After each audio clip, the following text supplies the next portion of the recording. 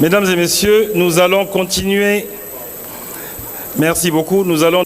Ladies and gentlemen, we are going to proceed with the second high-level panel. The second high-level panel will be on the financing solutions to access energy, and it is facilitated by Mr. Pascal Agbeibor.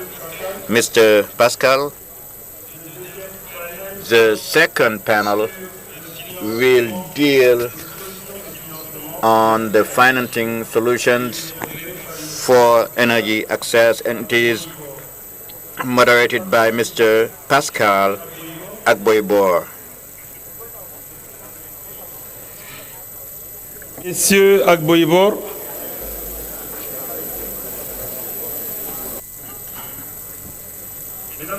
Ladies and gentlemen, so I do not see Mr. Agbeibor.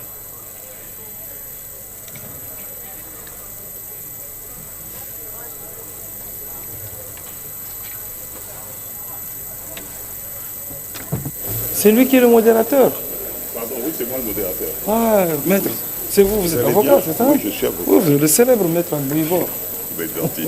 Donc, alors, je vous le donne en français ou en anglais? ici, il est en français.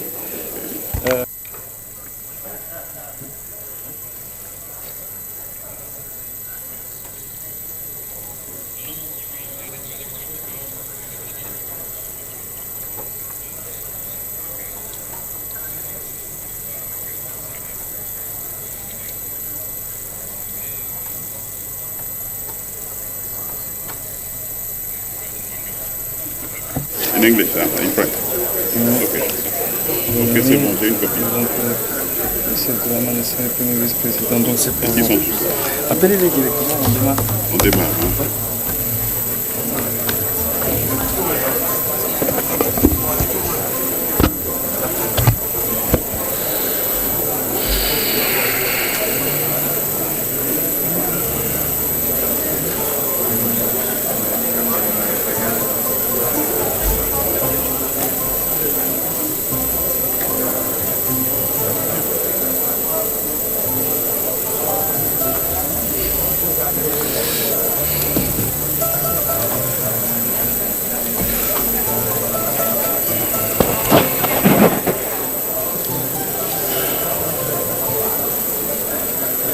Shall we start?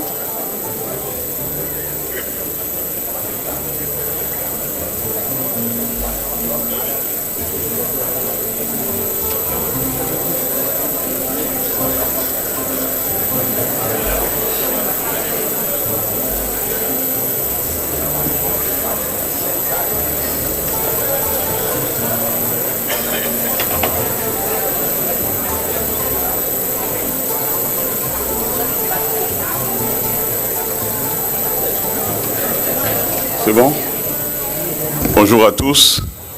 Good afternoon, everyone. So I think that we're going to get started with this session. You saw it.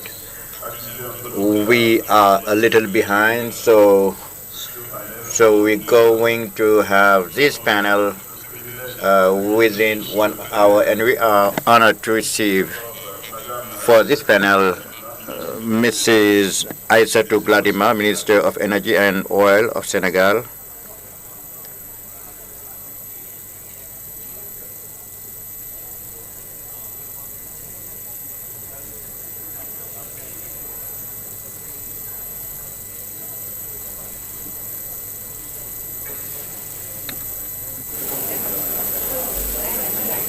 Pardon? Elle est là. Elle est là. Il faut juste quelqu'un les guider pour venir. Madame la ministre sera suivie. So, Madam the Minister will be followed by Mr. El Markawi, Minister of Energy of Egypt. Mr. the Minister of Energy will be followed by Dr. Abu Zaid, Commissioner of Infrastructure Energy of the African Union Commission.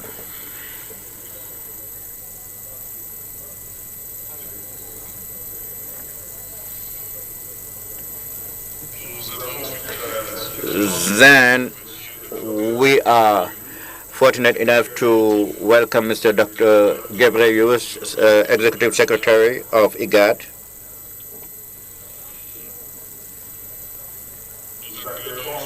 Then we'll have around Mr. Sediko Duka, Commissioner of Infrastructure and Energy and Digitization of ECOWAS.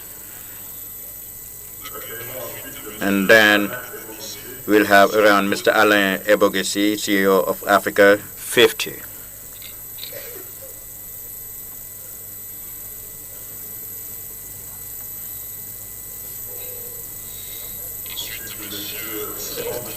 Then Mr. Franz Grossen, Regional Director for Infrastructure West and Central Africa at the World Bank.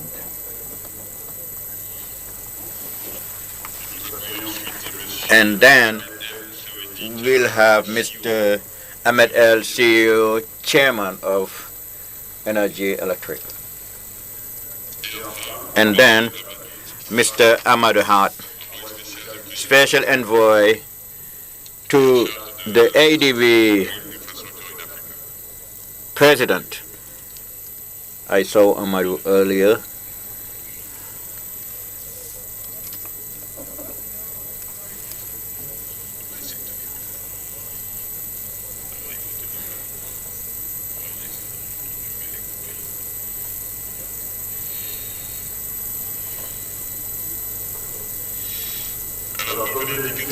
Like I said earlier, we are a little behind, so we're going to manage this panel not in a very efficient way. So the Conference of Heads of State and the government of the African Union in 2021 had the guideline and a roadmap for the unique market of electricity, and afterwards the AFSEM was launched on June the 4th, 2020 by the Commission of African Union, and once fully operating, then it opened the way to one of the major markets of electricity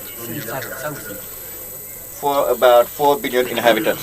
Since 2020, the Commission of African Union and the ADB, with the support of the African Union, by creating the pool of energy well created, was working on continental energy. A list of 18 projects of PIDA Pact 2 was established, and it was planned that the total cost should go beyond $38 billion, and a cautious estimation of $768 million is also planned for the preparation of these 10 projects.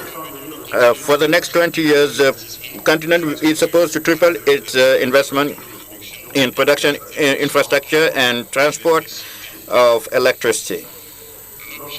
The objectives of this session that we are going to facilitate include the understanding of the governmental intervention aiming at increasing the investment of the private sector in infrastructure, transport, and electricity. The African Union intends to work with the member states and development partners to raise funds to prepare the project and also to design the infrastructure material also, and setting up of the upturn. This is one of the objectives of this session of this, and we'll try to shed more light on it. So we have set up a high-level panel, and right away I'll start by asking questions to the presenters.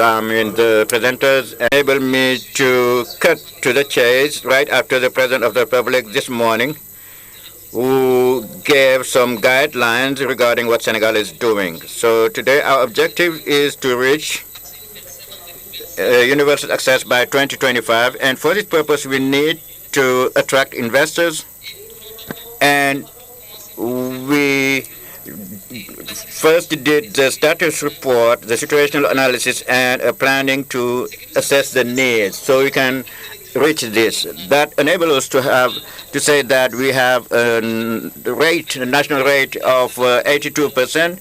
So we almost have universal access in the rural areas and about 52% in the rural areas. So we had to electrify about 13,000 villages in remote areas for a total amount of 700 billion. So we got in touch with the financial and technical partners and also the private sector, national and international, to support us in this concessional type of funding. So we divided the country into several concessions to enable the private sector to take part to this strategy right alongside the strategic operators and elect. So some countries are doing some concessions with these structures. So let me remind you that all these technologies have been identified and planned, going from the connection to the electric grid to the setting up of solar panels, and also the type of solar depending on the typology of the area.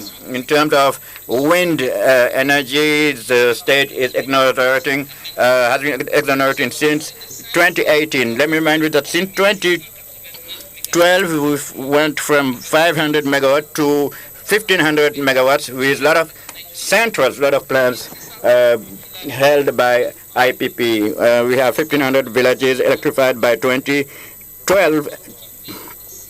So we tripled the number of villages in 5 years. So the number of the rate is about 50%. So we have 1,052 kilometers of connections that help us to impact the south and the southeast part that were isolated. So everybody has their own part in this strategy for universal access. So we are calling for everybody who wants to invest in a concessional way to invest in Senegal, with the Senegalese entrance to the gas to power era. So thank you so much. Thank you. So thank you, Madam Minister. So in the meantime,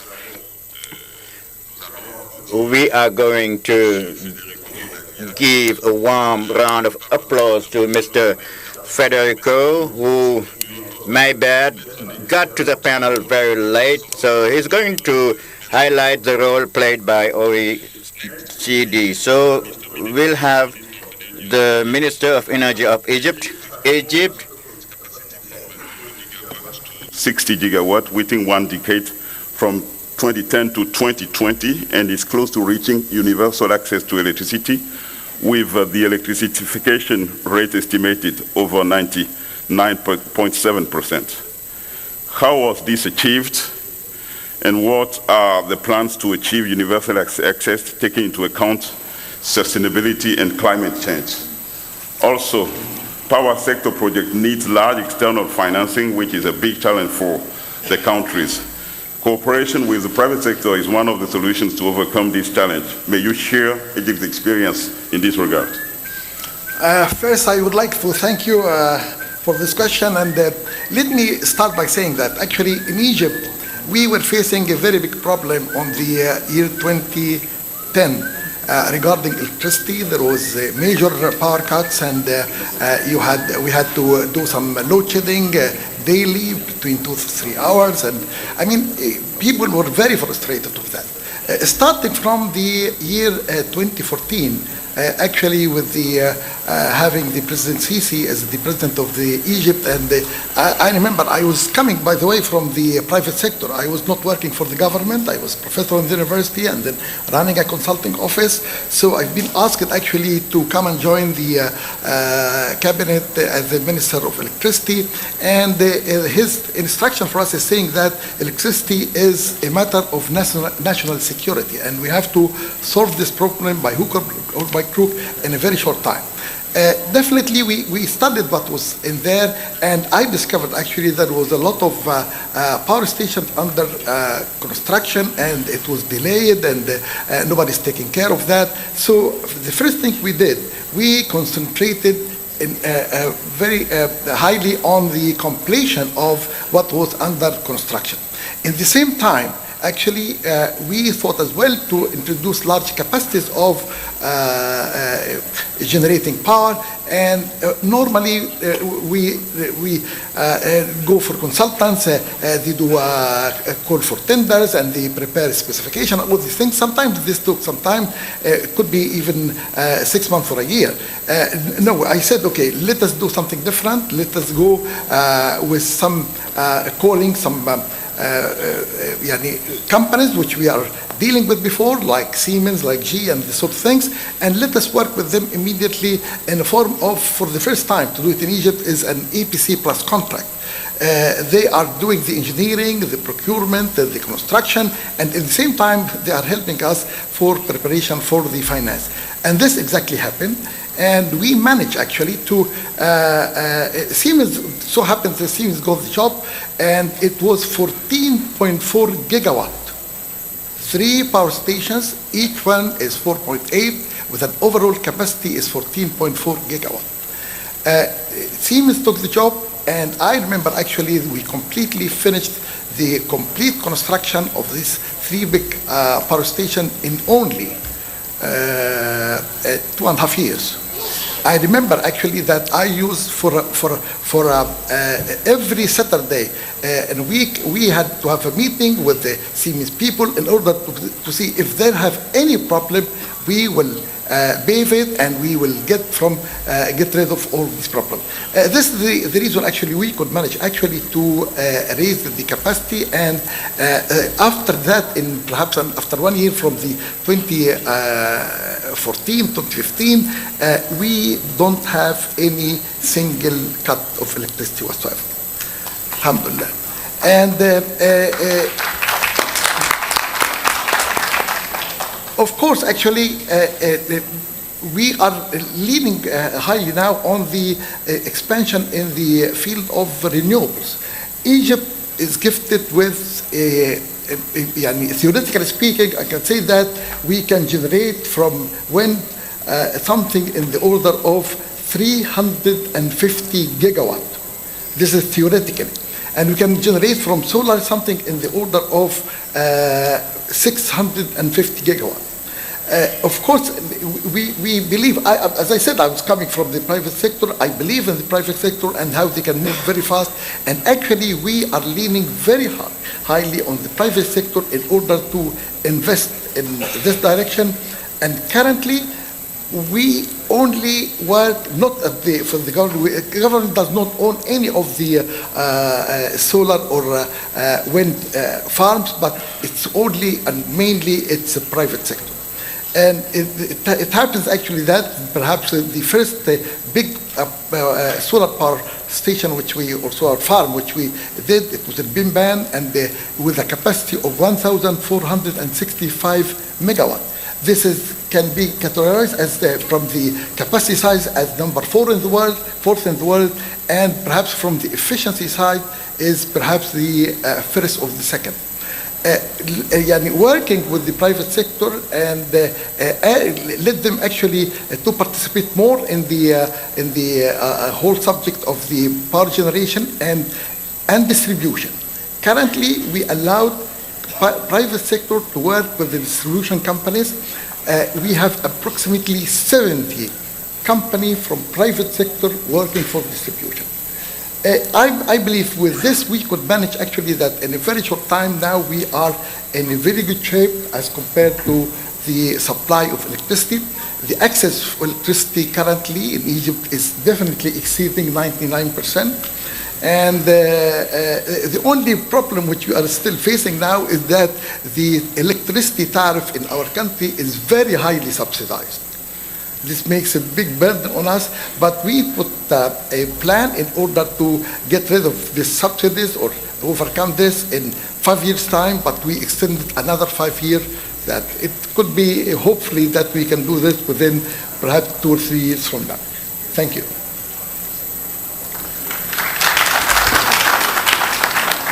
Thank you, Mr. Minister. Commissioner of Infrastructure and Energy of the African Union. Maybe I will do this in French. L'Union africaine a lancé. The AU launched PAP2 and worked with NEPAD to develop the master plan for the continental power system. What measures will the AU take to respect the political and commitment of its members in order to prepare for bankable projects and to accelerate the realization of these projects?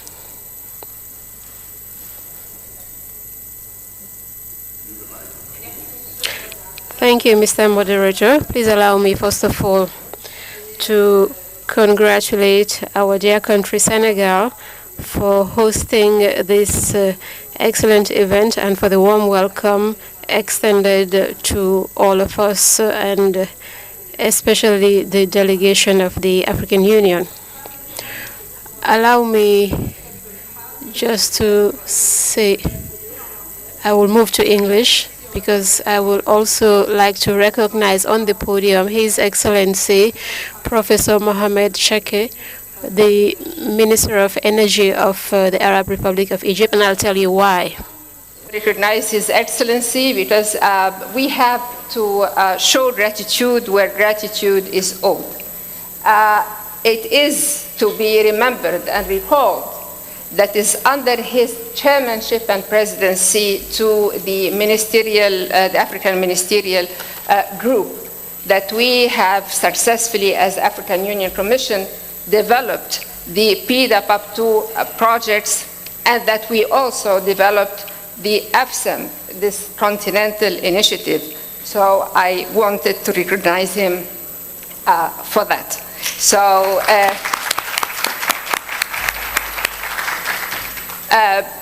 I'm not saying a secret that he is also, and he was and still is, my professor at university, and he continues to be, I think, the professor for everybody given the excellent work that he's doing.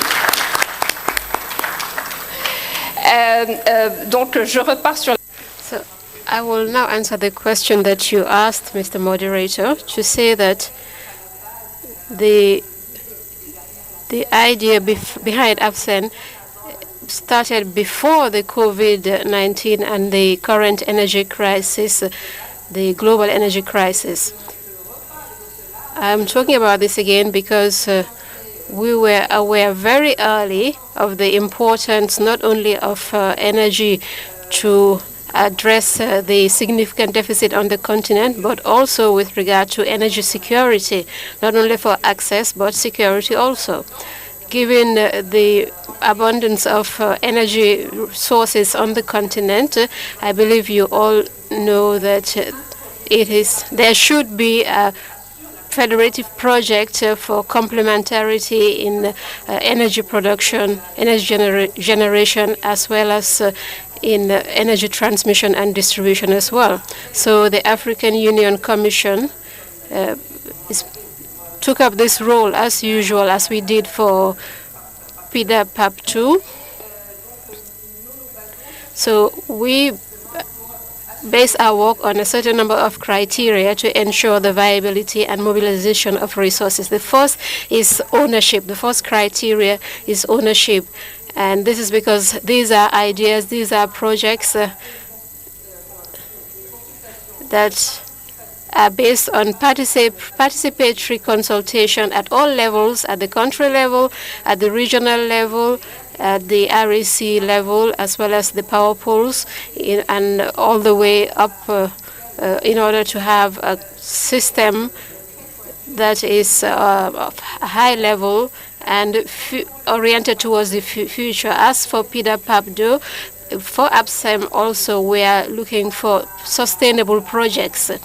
The transition to clean energy, we are also aiming towards smart technology, spatial intrusion at the country level as well as the global level, as well as social inclusion, gender inclusion in the energy systems. All of this we have come up with a very important package that we have submitted to our heads of states and government, and they adopted this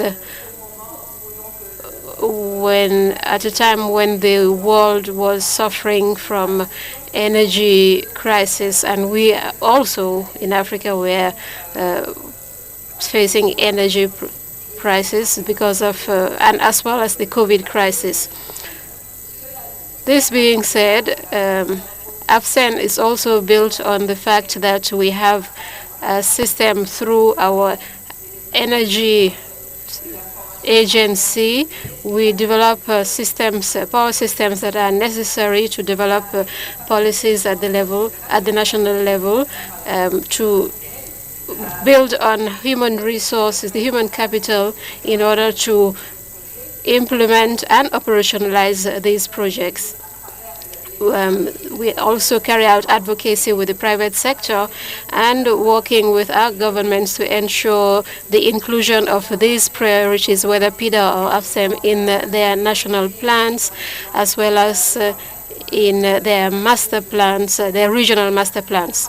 So it is in consultation with all agencies, all operatives under the leadership of the African Union and even beyond the global African family, whether it's the implementing agencies, the African Development Bank, which is our economic arm. There is also Afri-Exim Bank, the Africa 50 initiative as well, which has come to support our efforts in the mobilization of domestic funds in Africa. And I would also like to remind you, because I saw Dr. Edem this morning, who is a champion, the role of the diaspora. And we need to encourage them to invest in power infrastructures in Africa, because these are quite promising infrastructures. So this is a multidimensional work that we carried out, which allows us, on the one hand, to represent Africa, ensure ownership of projects, concentrate towards the future, and mobilize all stakeholders, African stakeholders, and also work with our partners and to mobilize funds. To mobilize not only funds, but the expertise as well, because it's not only about funds. But thank you. Commissaire, merci beaucoup. Thank you, Madam Commissioner. The Minister would like to add a few words, but don't forget we have now only, I think, maybe 25 minutes left, so please, a few words. But very little, actually. Very short. Because actually, I forgot to mention when I was in my talk that not only Siemens did the job, but I mean, there was 2 Egyptian companies. They were partners with Siemens, not subcontractors, but they were partners, and they had a great contribution for that. So I thought it was right that I have to mention this. The El Sawidi company and Orascom company, they are 2 Egyptians, and currently now they are on the international arena, and they are actually doing a very good job here. So I just wanted to mention this. Thank you. That was fair to mention, and completely in line with what we heard this morning from Dr. Orama from Afrexim Bank and involvement of African companies. Next, Dr. Gebe Yewu, Executive Secretary of the Intergovernmental Authority on Development. Il n'est pas là. Sorry. Then, Monsieur Sediko. Mr. Sediko Duka. Mr. Duka, Commissioner in charge of Infrastructure, Energy and Digitalization of ECOWAS. ECOWAS mobilized significant resources for the preparation of priority projects in the energy area. The region is also significantly moving towards the establishment of a regional electricity market of ECOWAS. The regional market will help to reduce risks related to power generation projects. It is also planned the infrastructure for power transmission. In your opinion, what are the main challenges you have faced in order to mobilize funds in order to prepare projects, and what is the ECOWAS doing to address these challenges? What can NEPAD and RECs do to increase mobilization of resources for power projects, regional power projects? The speaker's microphone is not. There's a problem with the speaker's microphone.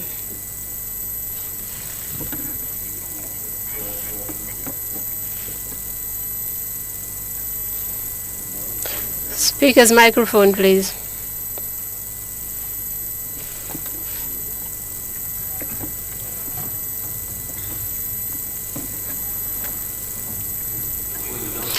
Yes.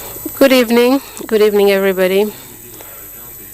The ECOWAS region is faced with a lot of challenges, and one of the main challenges is the lack of power generation and transmission means, because today only 60% of the demand is covered.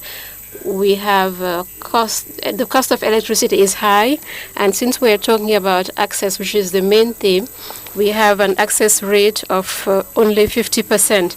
That means that out of the 600 million Africans, 30% of them are in who do not have access to electricity are in West Africa. One of the main challenges for the preparation of projects, like we talked a lot this morning, honestly, is the lack of project preparations in order to make these projects bankable.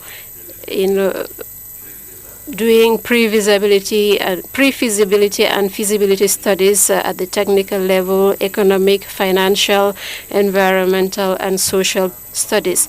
That is one of the main challenges. Other challenges also include, like we are an REC, what we realize is that member states are reluctant to engage in regional projects. Each country, like if you have access to power, they often think about exporting it. But as long as we do not resolve internal problems, they do not think of having a regional hydropower dam or an interconnected power transmission line to export this energy, whereas it can help to save cost. And even with regard to the donors, this helps to have concessional funding. When a project is regional instead of national, you have more access to concessional funds. Now, the solutions, like you saw, ECOWAS since 1999 established the West Africa Power Pool in charge of coordinating and implementing regional projects, both power production and interconnection transmission lines. We created a regional agency in charge of regulating the electricity sector, which is based in Accra, Ghana. And from time to time, we adopt master plans for the development of power generation and transmission systems. We have just adopted our third master plan. The current plan was adopted in 2018 and will span over a period of 15 years. And the objective is to generate 16,000 megawatts and also construct 23,000 kilometers of power transmission lines.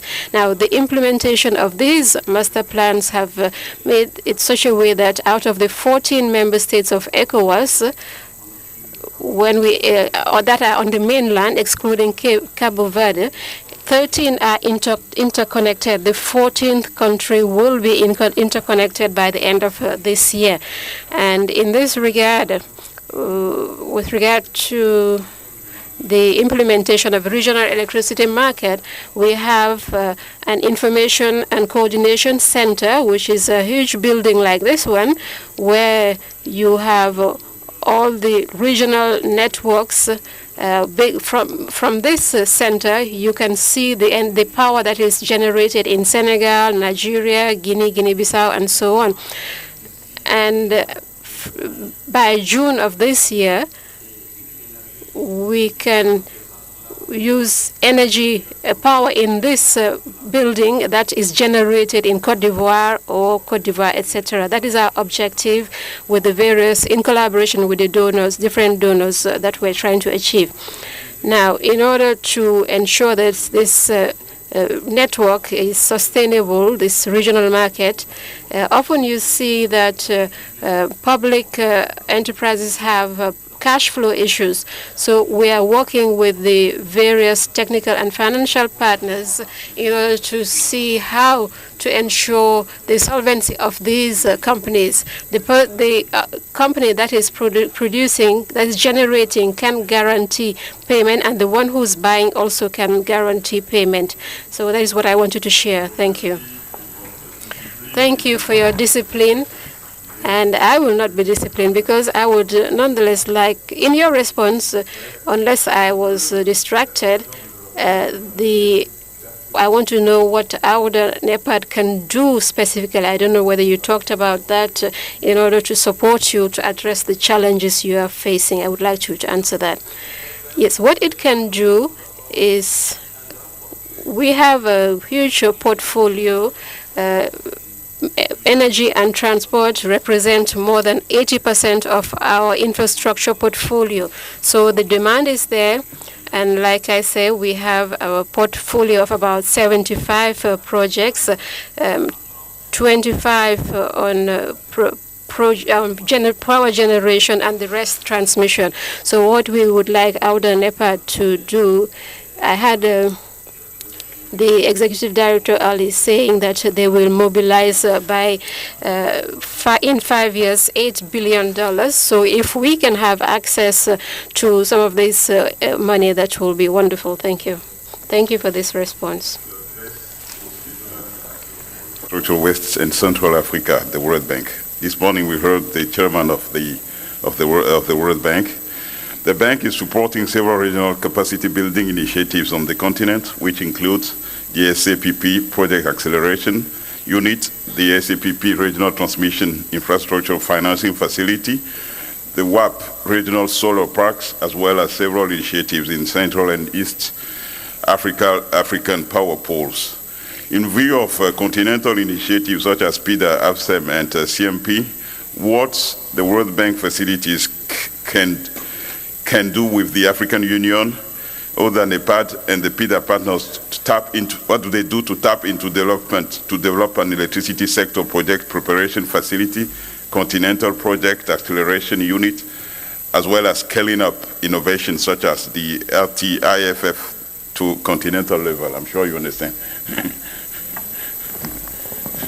Thank you, Mr. Moderator. Let me answer your question in 3 parts, and I'll be brief. I'll take 6 minutes, no more. The first part, let me just put a few facts on the table to frame the discussion. It's been said several times today that Africa has an access problem. In 2020, 48% of people in Africa had access to electricity. So that means there's 570 million people in Africa that don't have electricity access. That's 3/4 of the people on the planet who don't have electricity access live here in Africa.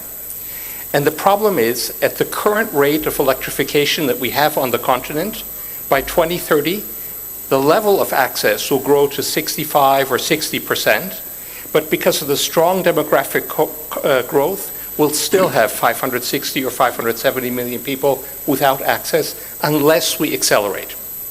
That's the first point. The second point is that even the people who have access, that other half, consume very, very little electricity. The average African household consumes 185 kilowatt hours of electricity. Let me put it in perspective just to frame that. Brazil and Nigeria are almost identical in size. Both countries have about 220 million people. The average Brazilian household consumes 20 times as much electricity as the average Nigerian household. And if we were to compare with Europe, it would be 35 times as much. Why does that matter? Because we want to get people not just access, we want them to consume. We want them to have not just a few light bulbs and a cell phone charger, we want them to have refrigerators for better health, agricultural machinery for better productivity, get beyond subsistence connections. And the third point I want to put on the table is that electricity in Africa is expensive. The average cost of electricity on the planet, worldwide across all countries, is about 16 cents per kilowatt hour, 1/6. If you go to countries in Africa that mostly generate their power from heavy fuel oil or diesel, you're looking at 20, 22, 23 cents per kilowatt hour. So if you go to some of the poorest countries, Mali, Burkina Faso, the poorest people on the continent are paying the highest electricity tariffs. So it's access, it's getting people to consume more once they have access, and it's bringing the prices down for everybody. So what does it take to basically make that happen? The International Energy Agency says it takes $170 billion a year between 2025 and 2030. That amount is so gigantic that all governments in the region, all MDBs, the World Bank, all development partners together can't provide that money. We need the private sector, and I'll say more about that in just a moment. Now, my second point is, well, what is the World Bank doing and where can we do more?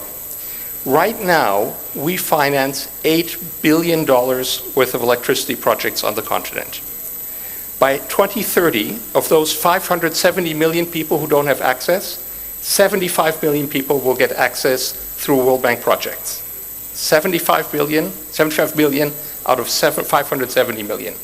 But with the fast demographic growth, it isn't enough. We need to triple the rate at which we get people access. So the African Union has done a great service. I look at Dr. Amani here to my left, by coming up with the Continental Power Master Plan, the single energy market, because at the heart of all those initiatives, the AU has recognized that a big part of getting people electrified is connecting people in the high-cost countries with low-cost sources of supply. That's why you need the African interconnection. We're big behind that. We're building 4,000 kilometers of transmission cables, the transmission line, just in West Africa, as our colleague from the WAP just mentioned. 4,000, $1.2 billion. And we're working, and that was your question, moderator, with the West African Power Pool, the East African Power Pool, the South African Power Pool, and now we're starting to work with Central African Power Pool, which is advanced least in my view. We've given them $150 million of grants to come up with grid codes, transmission service agreements, power purchase agreements, to make those regional power pools work, and after those work, pull them together into a continental African power pool. Now, before I leave this point here, I want to talk for 1 minute about the elephant in the room. We talked about how much money this is going to be take and how we all collectively don't have it. So you need the private sector. So what does it take to mobilize the private sector? The AU and a lot of the discussion this morning has focused on something very important. You need robust sector planning. You need good project preparation. I think we had a great intervention this morning from the Vice President of the African Development Bank. She said, look, you need technically well-prepared projects. I would argue those are necessary but not sufficient conditions. And why isn't it? Because as long as you don't have at the heart of the African power sectors power utilities that recover their cost, no private sector is going to invest. I say it differently. No serious private sector is going to invest. You'll always have unserious private sectors that will throw it all to the wind and invest anyway. Only 1 in 4 African power utilities generates enough income to cover their operation costs and their debt service. 1 in 4. That's what we have to change. It's very easy for me to sit here and say we have to change that. I've talked to many African power ministers over the last 3 weeks that have been traveling in the region. They all know this. They know it better than we do, right? But it's hard to do. So what I'd like to say on the part of the World Bank, we can help those countries improve their power sector, separate the policy making from the regulation, from the service provision, and make the utilities healthy. Let me just give you an analogy. If you don't have a healthy utility at the heart of the power sector, it's like having a weak heart. All other organs in your body will die if the heart is weak. But if you get a strong power utility that's creditworthy, investors will come and they'll want to sell to them. And if you don't have that strong power utility, all the guarantees from the World Bank and from MIGA and from IFC are not going to be able to paper over that problem. Thank you very much. Thank you, Mr. Director. Slightly above 6 minutes, but a lot there and probably to be continued. Mr. Alain Boussi, Director of Africa 50. Africa 50 was established by African governments and ADB to try and meet the financing difficulties of enterprises by mobilizing funds from public and private sectors and by investing in infrastructures on the continent. Based on your experience, how can the continent increase private sector funding or financing, particularly in transport infrastructure financing? Thank you, Pascal. I would like to thank the organizers for inviting me, and I would like to commend particularly President Macky Sall. Like many speakers, I recognize that investment needs in infrastructure in Africa are huge.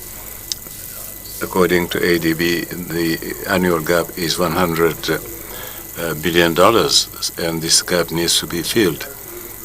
So my World Bank colleague said that the role of the private sector is very important, but how can we attract the private sector? We need sectoral responses to make the sector bankable. But what can we do in the midterm? Because we cannot do everything in one day. But in the meantime, we have to develop more projects by creating a pipeline of bankable projects that will attract investment. Therefore, we must massively increase resource allocations. In my country, we have $100 million for projects financing, but it is really minimum. It is very small in order to develop projects.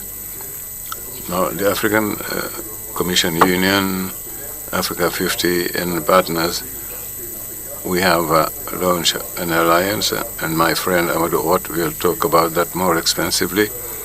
It's about multiplying by 4 the funds allocated to projects development. It is a very important matter. Moreover, we need to open a number of sectors in Africa which are exclusively funded by the public, such as electricity, transport.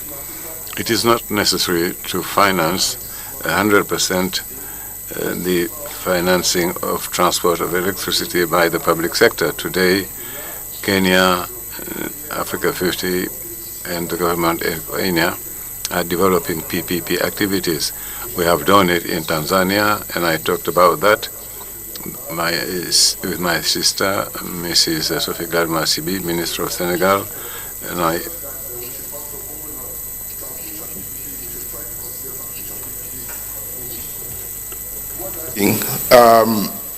Because time is short, on doit pouvoir.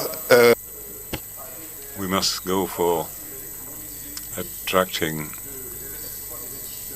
more investment from African investments, pension funds,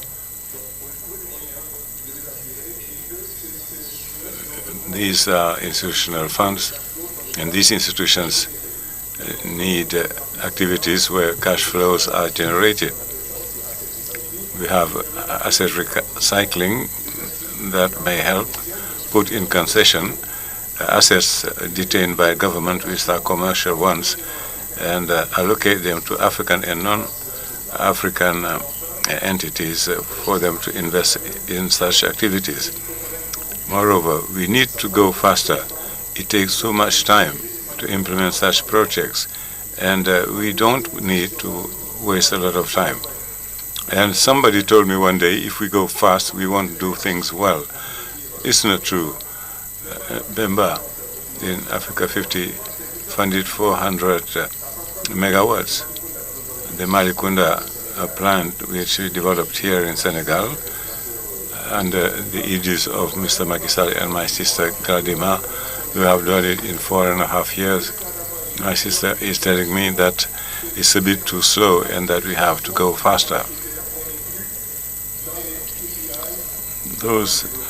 These are things which are to be included in the KPI of public and private banks.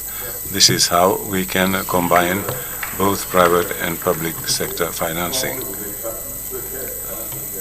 Thank you. I think that you may win the prize of the faster panelists, but anyway, we have another two panelists who can have a try to win that prize, having been fast in delivering the message.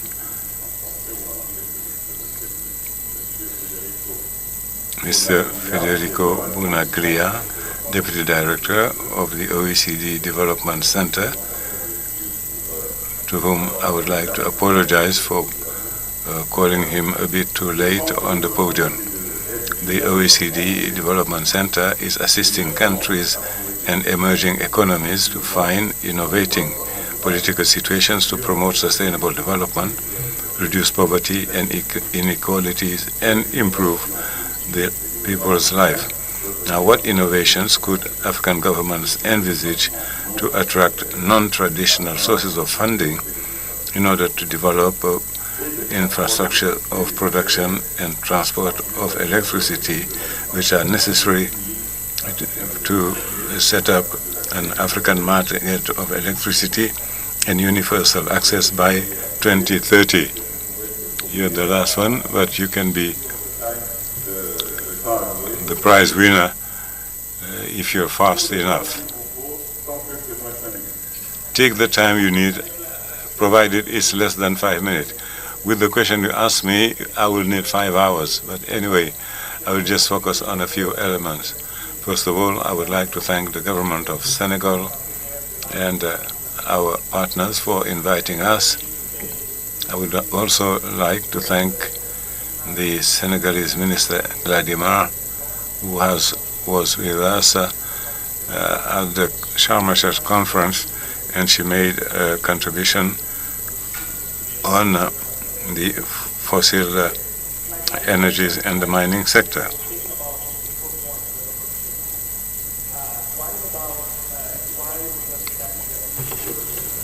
Two is why there are so many opportunities that go unfunded, and this is the third point, which is the paradox of financing.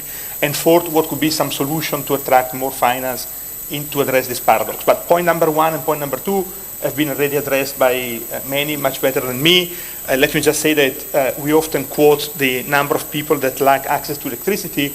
We should not forget the number of people that lack access to clean cooking energy, because the lack of access to clean cooking energy is responsible in Africa for about 4 million premature deaths per year, and this is, I think, unacceptable. So the urgency is clear to everyone. The opportunity is also evident. 60%, Africa holds 60% of the world's best solar potential. Still, only 1% of the solar installed capacity is on African soil. And if you consider this potential, Africa could could finance and produce the whole demand for low carbon hydrogen of the world, if the potential would be realized. So, urgent, there is an opportunity, there are actually many opportunities. That said, Africa only receives 5% of global financial investment in the energy sector. And if you just think about the objective of achieving universal access to electricity, Africa will need 25 billion per year, billion dollars to achieve this objective. So we're talking about here huge numbers, but when you compare these numbers to the amount of asset under management globally, this year asset under management surpassed 110 trillions, and it is forecast that in 2025 asset under management will surpass 125 trillions. So we're talking about billions and trillions. So what could be done to bring more financing into African energy and electricity? I think that there are at least four things that should be considered. One that was said by many is the cost of capital. Our brother or sisters of the International Energy Agency computed the cost of financing renewable energy across a large number of countries, and in Africa the cost of investing in renewable energy is 6 to 7 times higher than Europe or the United States. And if you look at overall cost of borrowing, they're significantly higher. Two, many distinguished panelists said it already, there is a need of having clear vision and strategy for the sector, and as Lionel Zanzou said before, not only for the infrastructure sector per se, but for the ecosystem and how you bring the whole ecosystem to support the transformation that is needed. Three, just said by the previous speaker, the question of institutional investors. African pension funds, African institutional investors are not investing in Africa. Non-African pension funds, even less. So the question is, how do you bring institutional investors to invest into Africa? This requires probably innovations in the multilateral financial architecture by creating vehicles where institutional investors can do what they do best, which is invest in portfolios. They don't have specialists in infrastructure. They don't invest in individual projects. They need to invest in portfolios. So there is here an opportunity to create new structures, maybe leveraging the World Bank and other multilateral financial institutions to bring together the institutional investors that are the only private sector representative with the scale of resources needed to achieve what we are discussing, and helping them to invest where it matters. The last point, I think, is one of the most important one, which is, I call it fiscal reform, but it could also be called SOE, state-owned enterprises reform. It was mentioned before the challenges that power utilities face in many countries in Africa. And if we look forward to the energy transition, the public sector will continue to play a fundamental role in grid, in infrastructure, in transmission, and in the decarbonization of hard to decarbonize sectors. So the viability of SOEs and state utilities will be fundamental, but the availability of public revenues will also be fundamental. Africa today manages to collect 19% of tax to GDP ratio. This is compared to the OECD 33%, and compared to Latin America 23-24. There is still a lot to do, but 19 covers a huge disparity across the continent. There are some countries that I will not name that are at 5%. So the question here is, what can be done? And I'm concluding with this. What we could do at the OECD Development Center. Well, first of all, we want to work with our member countries that include 11 African countries, namely Senegal, but many of those who are here, Egypt, for example, Cote d'Ivoire and others. We have three ideas that we'd like to share with you. First is the idea of establishing an African Investment Observatory jointly with the African Union Commission. This is a proposal that President Macky Sall made here in Dakar, and then reiterated in Paris when he came to the OECD ministerial meeting last June. And we are working closely with Commissioner Muchanga and with the African Union Commission to develop this African Investment Observatory to provide better information so that risk assessment and risk ratings can be more aligned to the reality. Second is a project that we are discussing on Saturday here, which is a project to scale up investment in quality infrastructure by understanding better what is the ecosystem for infrastructure investment in Africa. We are working with 5 pilot countries, but all the countries and all the friends that are here are welcome to join. And third, and I conclude, is the project that I called EFFECT. We have here a framework that has been developed together by a number of countries, led by Nigeria and the European Union, which aims at supporting comprehensive strategy for just transition in natural resource-based economies. I will be happy to say more to those who are interested, but in the interest of time, I will stop here. Thank you. Pascal. Thank you, and I'm sure the conversation will continue. Let's close this session with Mr. Amadou Hott, envoyé spécial de la BAD, champion mondial de l'Alliance pour l'infrastructure verte en Afrique. Cher Monsieur Hott, vous avez été nommé. Mr. Hott, you have been recently appointed as special envoy. The Alliance intends to increase access of Africa to investment in order to bridge the deficit of investment in carbon-free energy resilient in climate to climate change.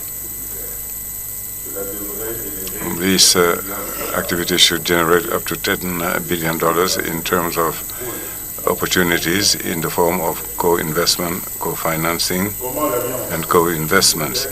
How is the Alliance aiming to reach that objectives, and how can priority regional initiatives find their way out through this initiative?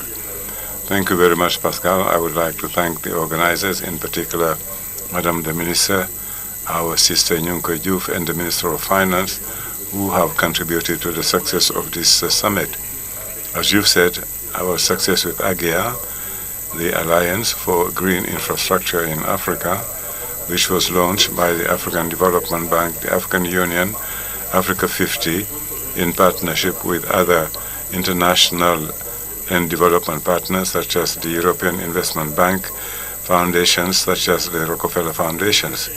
As you said, we are trying to mobilize $10 billion and develop a portfolio whose volume of investment is $10 billion. For that, we need $500 million for project and development and mobilization. Our participation is $100 million, and we're working in close collaboration with the African Union, with my sister present here, to talk about investors and also to donors for their participation in projects which require some contribution in the form of donations, non-refundable donations, and thus create an incentive framework to identify a number of projects. Once the projects are identified, we plan to put $400 million to develop those projects with Africa 50 as the cornerstone vehicle that will play the role of manager of those $400 million and which will invest directly in one part and one part for regional and international investors and one part for Africans who want to develop those projects and who don't have the money. And they will be supported. Moreover, we will work with Africa 50, ADB, and the African Union to initiate those transforming projects. Of course, the Alliance needs impact. Very often, the transforming projects may also have regional connotations, such as hydro plants that can be owned by several countries, such as OMVS, OMVG. But anyway, power plants in countries that will send electricity through the power pools to other countries, these can be funded by the Alliance. And every member of the Alliance will contribute something. Everyone will bring in the most favorable instrument for the success of the project, whether for project development, where everybody will contribute, but also for the provision of collateral for the partial risk guarantee or equity financing, knowing that Africa 50 can do the funding in development and equity once to support the projects one is set up. Our ambition is to drastically reduce the time necessary between the power point and the power plant, because generally it takes too much time. It takes 6-7 years.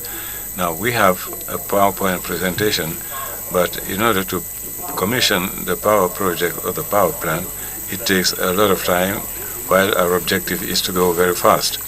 To begin with, we have mobilized many institutional entities, and many donors are interested in joining us in the alliance. The same for developers who are interested. I was recently in the Middle East, and many partners have expressed their willingness to join the alliance, and many development partners such as CFI, IFC, and others are interested. Those will be PPP projects. It is not a matter of developing projects with sovereign funds, but we intend to mobilize private investment, in particular mobilization of African sovereign funds, members of the alliance, in order to contribute to project development, because sometimes, such as FONSIS in Senegal, are very good developers.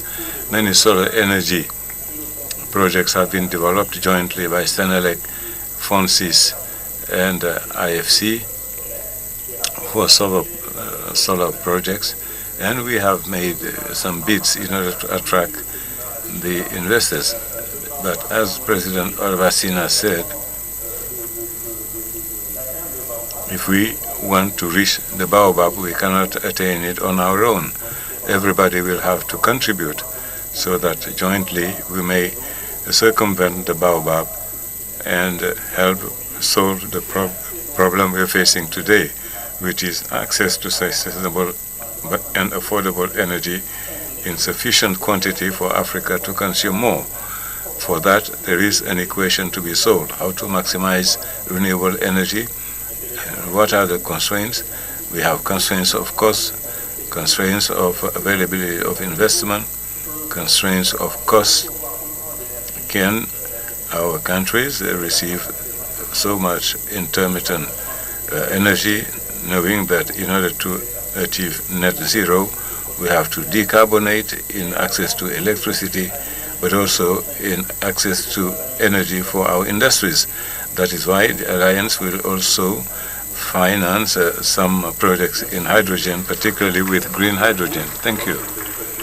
Thank you very much, Mr. Watt. It has been very clear and very promising. We have covered a lot of things. There are still many other points that remain, and I'm sure that this discussion will be continued later on. We're going to conclude this session, but before we conclude it, Mr. Bobise mentioned earlier the Malikunda power plant, which, to my knowledge, is the last one on the continent that has reached its financial mobilization completion. And it took 4 years, but it was very good to support all parties for the completion of this project. Before we conclude, Honorable Ministers, ladies and gentlemen, we cannot give the floor to all panel members. I promise to stick to the time allocated. We have gone beyond it a few minutes, but maybe, Madam Minister, we can give you the floor to say the concluding word, or maybe anything that can be from your inspiration. Thank you, Moderator. You said it earlier, it's about the Malikunda plant. We would like to invite all partners present on the Senegal territory for its opening on Saturday 11 with Alain. We will be very happy to have you with us for the inauguration of that plant. Today we are talking of African integration. If you look at OMVS, I think that it was an excellent idea of the founding fathers to put it on the funds. It is something that should be developed internationally so that people may work hand in hand. It is in that way that Mali, Senegal, Mauritania, and Guinea have joined efforts to develop OMVG in order to develop electricity. This is what is necessary throughout Africa. We would like to thank all our partners, and particularly our heads of states, which are doing their level best through the African Union, through ECOWAS, and thank also the donors who are supporting us to be together, because we Africans, we have to believe it, and we have to forge ahead.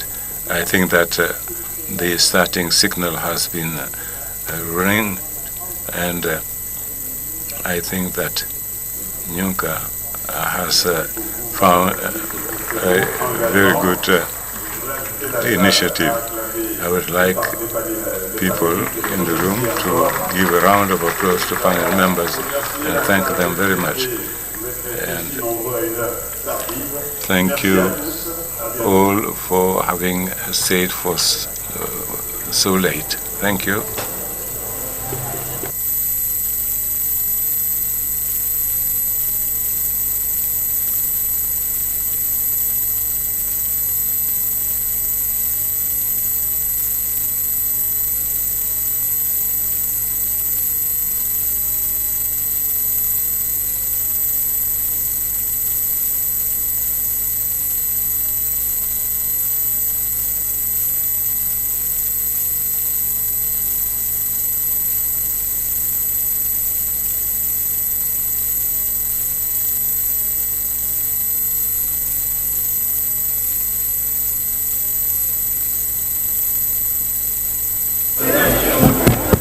Voilà, mesdames et messieurs, nous continuons avec le dernier panel. Mesdames et messieurs, nous avons un panel donc, qui vient en droite ligne, qui est une continuation. Ladies and gentlemen, there's the last panel which we will embark on, which is going to talk about project preparation in Africa.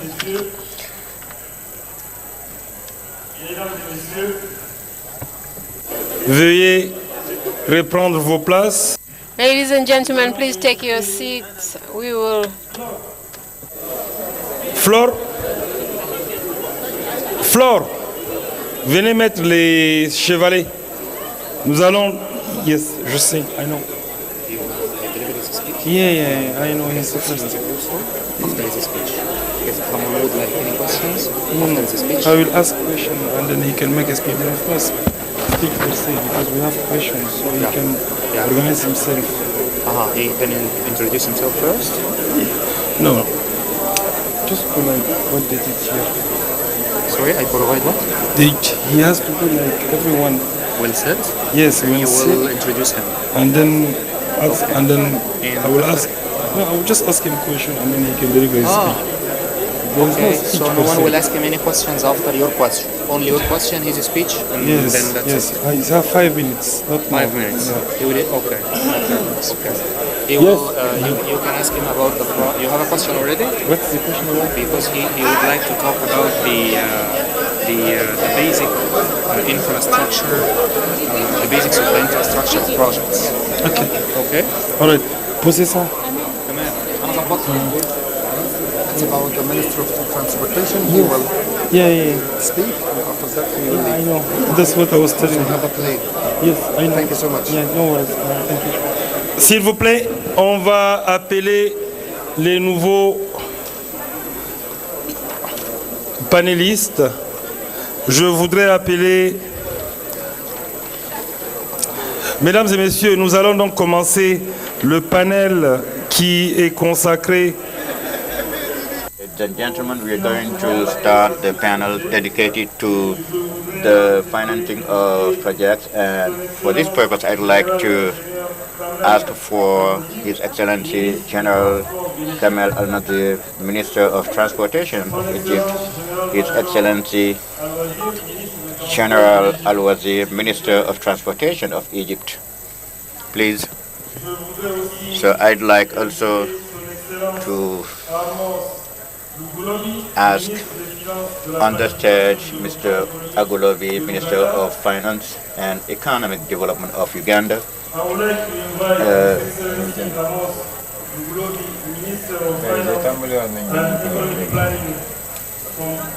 Uganda.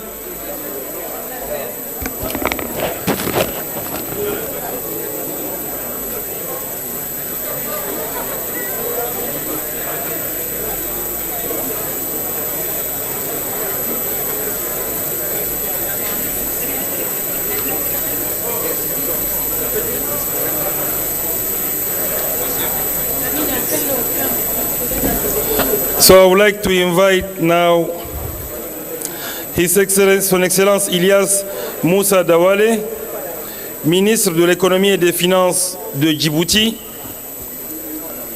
Son Excellence Ilyas Moussa Dawale, ministre de l'économie et des finances de Djibouti, Son Excellence Dr Idriss Saleh Bachar, ministre des infrastructures, des transports. Excellency Mr. Bashar, Minister of Infrastructure and Transportation of Chad, His Excellency Mr. Idriss Saleh Bachar. I'd like also to ask for His Excellency Minister of Transport, Infrastructure and Maritime Transportation of the Comoran Islands. I'd like also to ask on the stage Mr. Mike Chao, Sitting Director at the African Development Bank. Mike Salao. Je voudrais inviter Madame Birgit Pickel, directrice générale de BMZ. So I'd like also to invite the representative of BMZ. Thank you. And I'd like also to invite Mrs. Ellen Anadotir, Director of the Development Center of OECD. And finally, Mr. Ngeto Tiolambai, Director General of the African Guarantee Fund, FAGAS. Mr. Ngeto, ladies and gentlemen, please go back to your seats. Ladies and gentlemen, we're going to get started. Ladies and gentlemen, please, your attention. Ladies and gentlemen, please, your attention. Votre attention, s'il vous plaît. Mr. Ngeto Tirainayambai.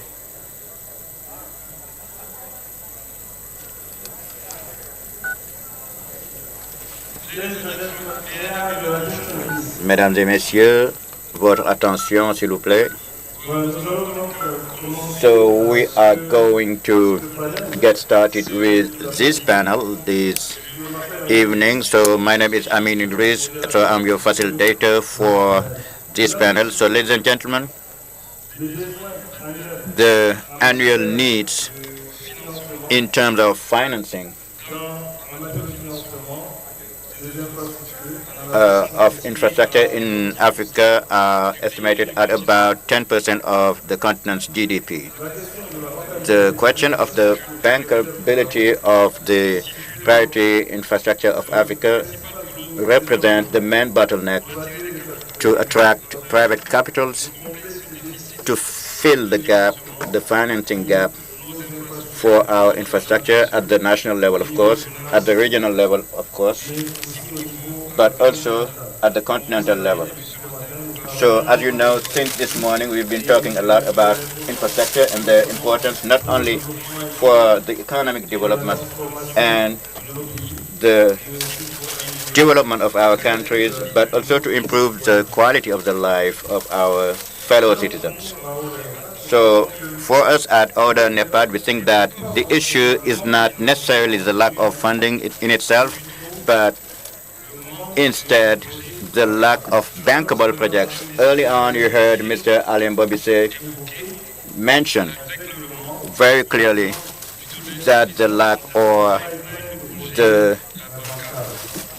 of bankable projects and how to remedy these deficiencies, these shortages. So this is the object of this panel, who is going to talk about the institutional landscape, the trans-border projects, and the way this landscape affects the investment capacity in infrastructure projects. In addition, through this panel, we're going to expose examples of best practices in terms of preparation of projects, especially at our level, what we're doing at the level of ODA, NEPAD. And then I'll give the floor to the various members of the panel by asking them, each and every one of them, a very specific question that will help them come back to the challenges that we meet, and also that they meet in their countries with their institutions in terms of funding, in terms of preparing projects, and also the solutions they came up with and that they implemented to go beyond this stage, which is very complex. So first of all, I'd like to invite Dr. Taylor to make a presentation, a quick presentation.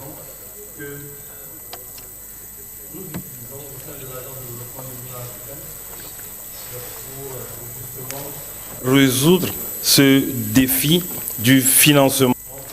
The funding of the stage of funding the project. Dr. Taylor, you have.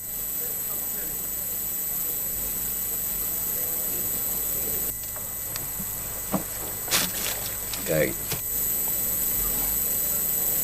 Vous pouvez lui donner le micro, s'il vous plaît? On ne l'entend pas. La régie?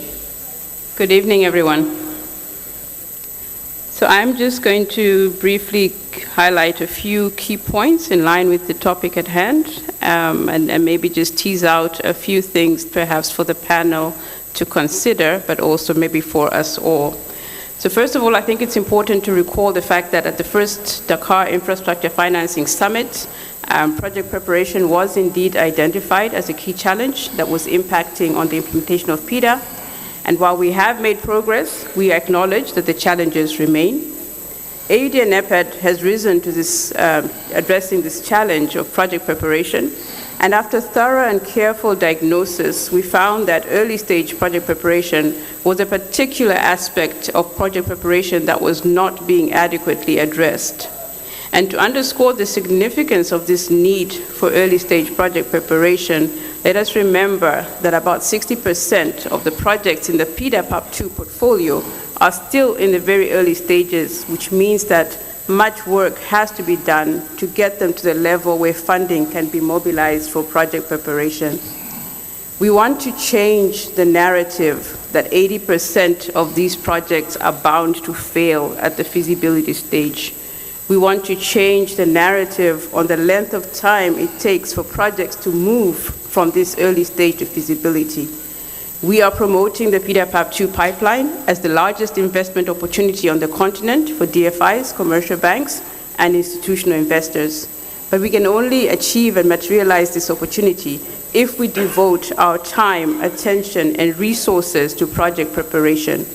So, we will mobilize the US $1 billion that's required to get these projects that are at the early stage to the point of feasibility where they can attract the project preparation financing.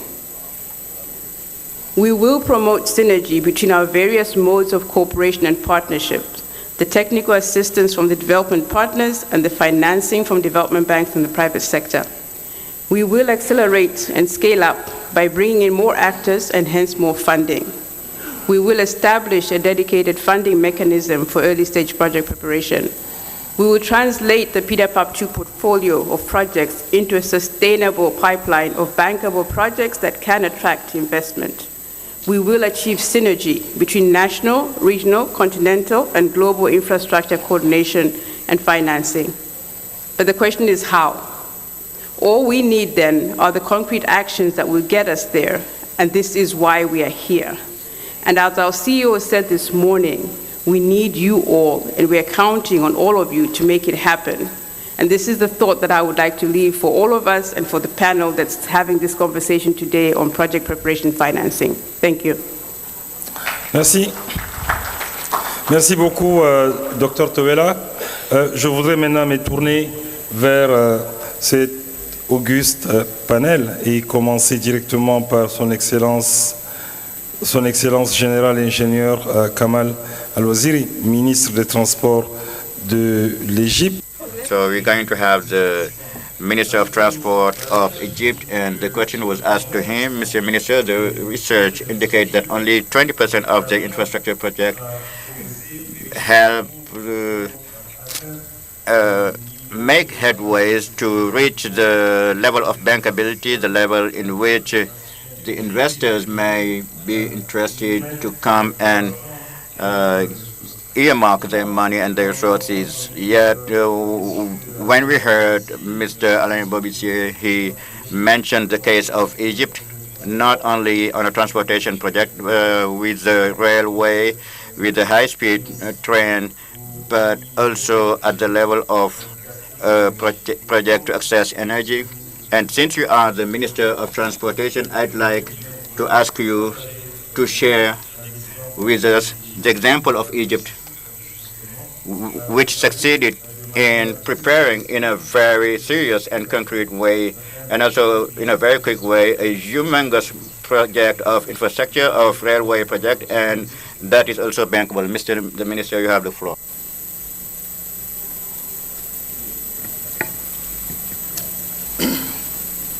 شكرا لحضرتك. Thank you.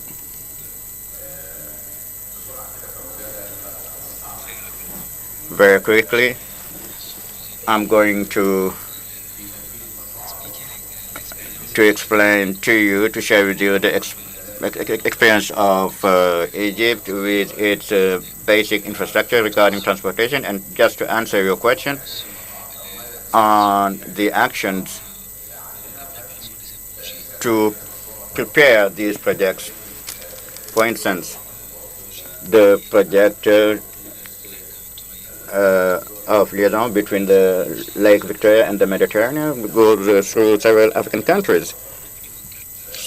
First, since 2014, Egypt planned for itself an action plan, the cost of which was 3 trillion Egyptian pounds, about 66 billion American dollars, to execute projects of transportation and basic infrastructure, first for the road network and the bridges. We have a very important network of highways, about 23,000 kilometers, and we intend to develop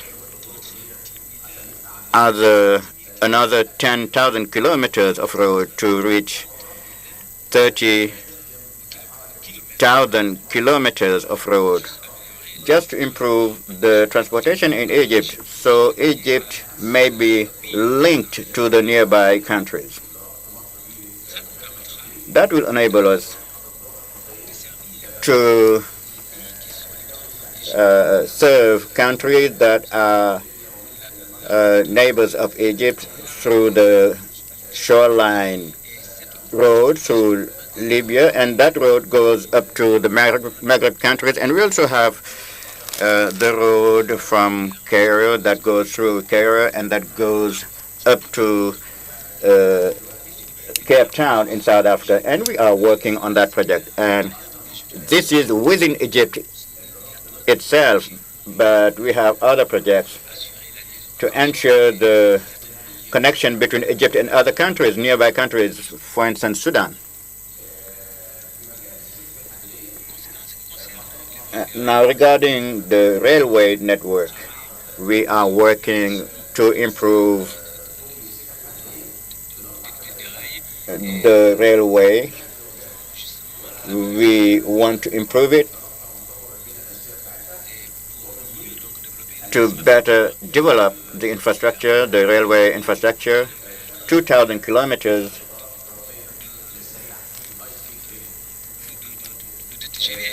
of high-speed train. So those kilometers will be done very shortly to ensure the connection between Egypt and nearby countries, for instance, from Cairo to Aswan towards Khartoum in Sudan. Regarding maritime transport. We are developing our harbors with new wharves,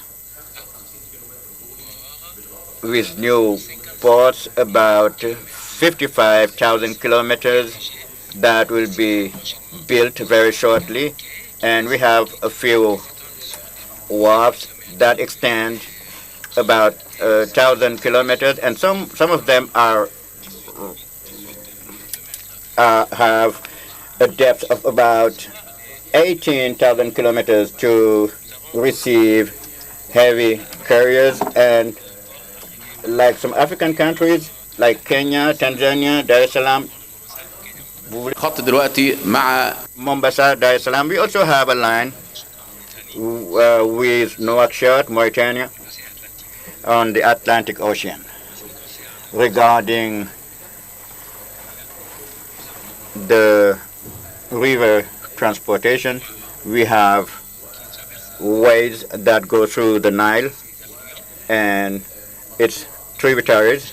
And we also have a very important project that connects 10 African countries between them, whether they are countries that are connected to the Nile, up to Uganda, up to, well, some countries that are connected to the Nile tributaries. For instance, we have Burundi, Rwanda, Ethiopia, Congo, DRC, in addition to Tanzania and Kenya, which are connected to the Lake Victoria. So the idea is to link up the Lake Victoria to the Mediterranean, and this project has several objectives, among which the fact of connecting socially and commercially countries, be they Nile-connected countries or countries that are close by the Nile. So this ambitious project is executed under the aegis of the African Union in partnership with Exim Bank Africa and also the African Development Bank.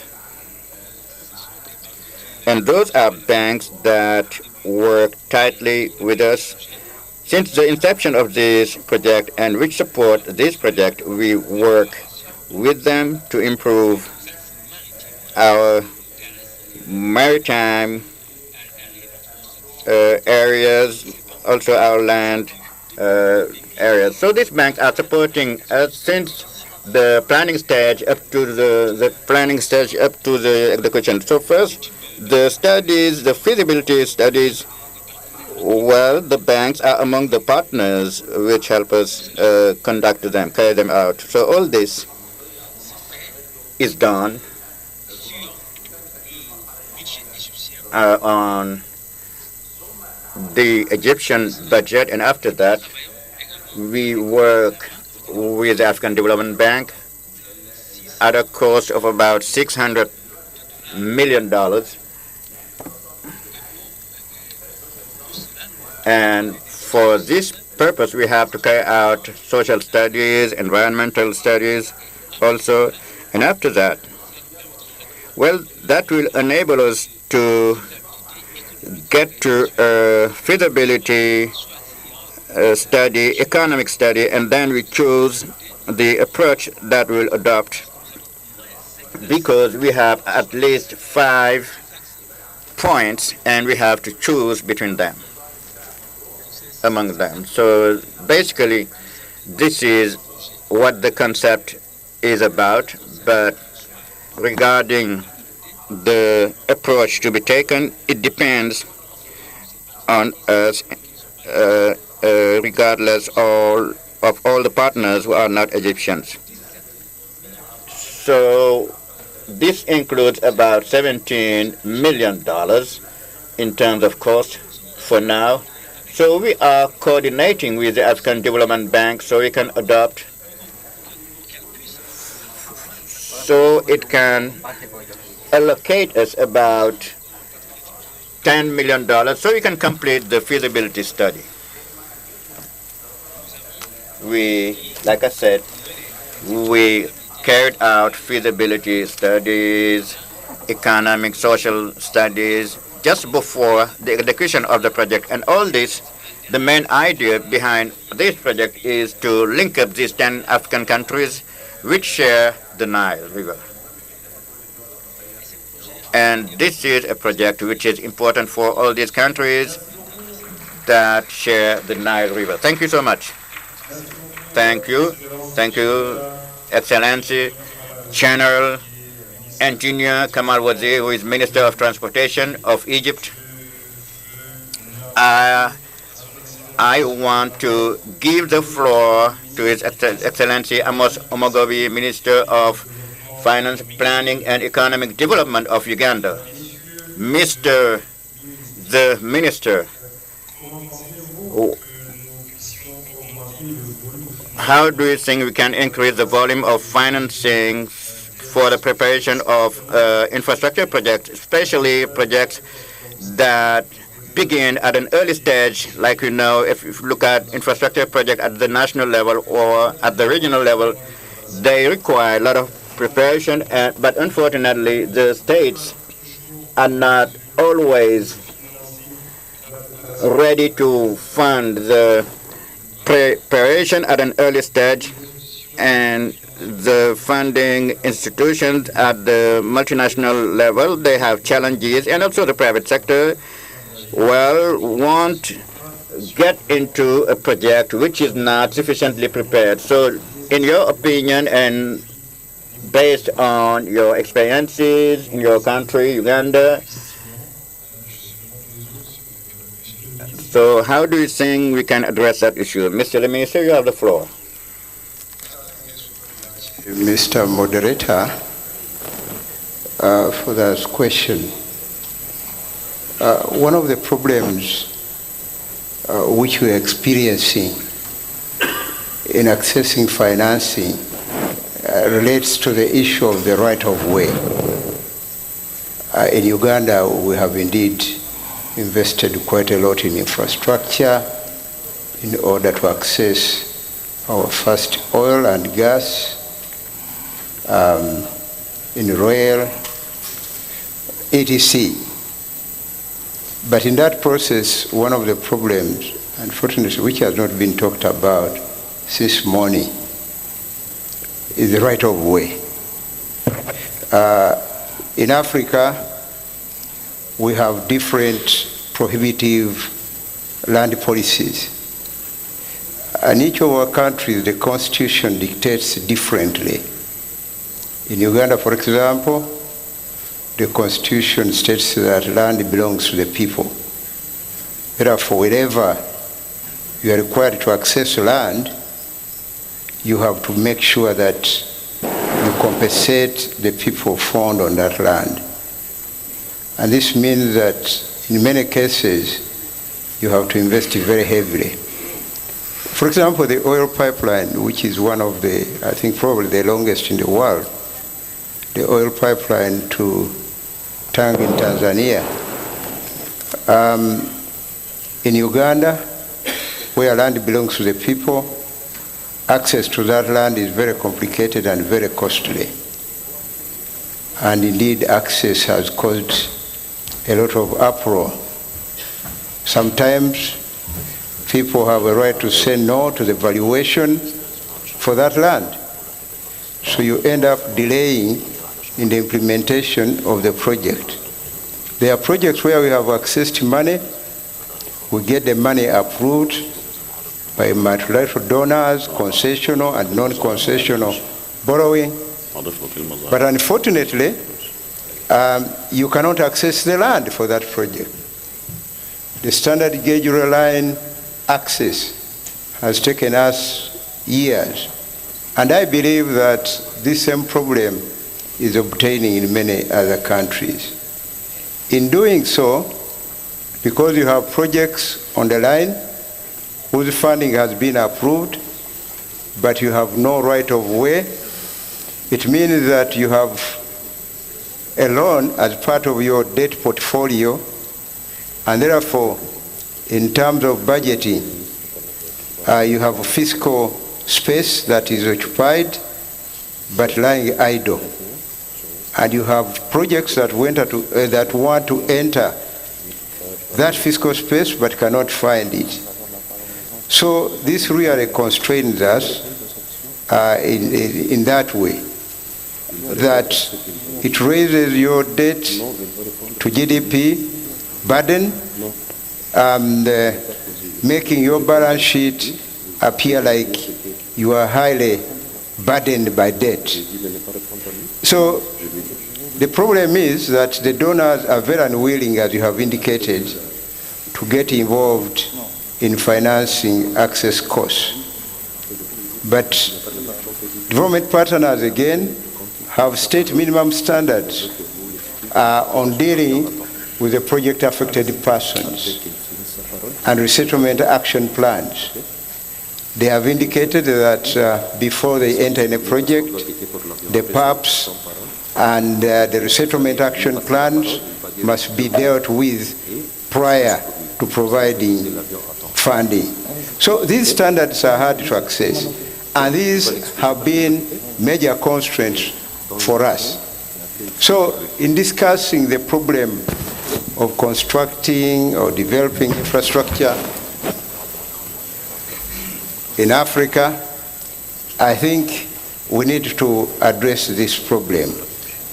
Now, with the narrowing fiscal space arising from the problems that we have been going through as a result of COVID and as a result of the global wars, global inflation, and complicating the conditions for accessing concessional borrowing, concessional loans across the globe, I think we seriously need to come up with innovative ways on how to deal with this problem.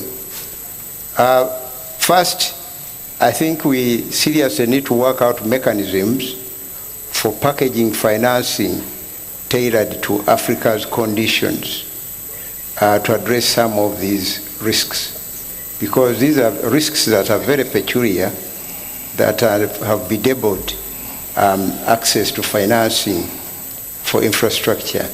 And I strongly believe that the packaging of financing should be tailored specifically to address this problem. I also want to suggest that all the member countries in Africa need to prioritize funding for infrastructure designed to connect Africa to boost trade as a matter of priority. We need to recognize that we have very limited resources, and we need to make a very drastic decision that trade is probably a number one priority for Africa. We need, therefore, to take a step in utilizing the available limited resources and direct those resources specifically for infrastructure development. I know we have a number of challenges, including health, including education, and so many others. But this is a time for us to say that, notwithstanding those problems, let our priority be connecting Africa in terms of infrastructure. Because unless we trade, we are going to remain perpetually a poor continent. We have to really make all efforts necessary in directing resources towards connecting Africa. Because we may not necessarily continue to rely entirely on borrowing to finance this infrastructure. So we have to use the limited resources that we have to meet this problem. And as it was indicated this morning, we just need to take courage, and be able to do so. Borrowing should be secondary, but primarily we should look within our available resources and prioritize infrastructure. We have tried it, for example, in financing the infrastructure for the oil and gas project in Uganda. Primarily, we moved resources from various sectors and directed it in that area. And indeed, we can now say we have signed a final investment decision, and we hope that by 2025, we should be among the oil-producing countries on the continent. So I think the issue of looking at infrastructure as a special arrangement for Africa to connect ourselves, take advantage of the Africa Continental Free Trade Area, trade amongst ourselves, is what will avail resources to support the social services like education and health. I want to submit. Thank you. Merci beaucoup. Thank you, Honorable Minister, Minister Amos, Minister of Finance, Planning and Economic Development of Uganda. Your Excellency General Kamaruzi submitted the wish to comment your presentation, so I would like to give him the floor to General Kamal Alwazi to make a few remarks. As you said, we need a lot of courage, and we need to invest in financing through methods and domestic resources for project preparation. So I will give the floor to General, and after him, I will give the floor to Mrs. Brigitte Pickel, Director General for Africa at the Ministry of Cooperation of the German government. General, you have the floor.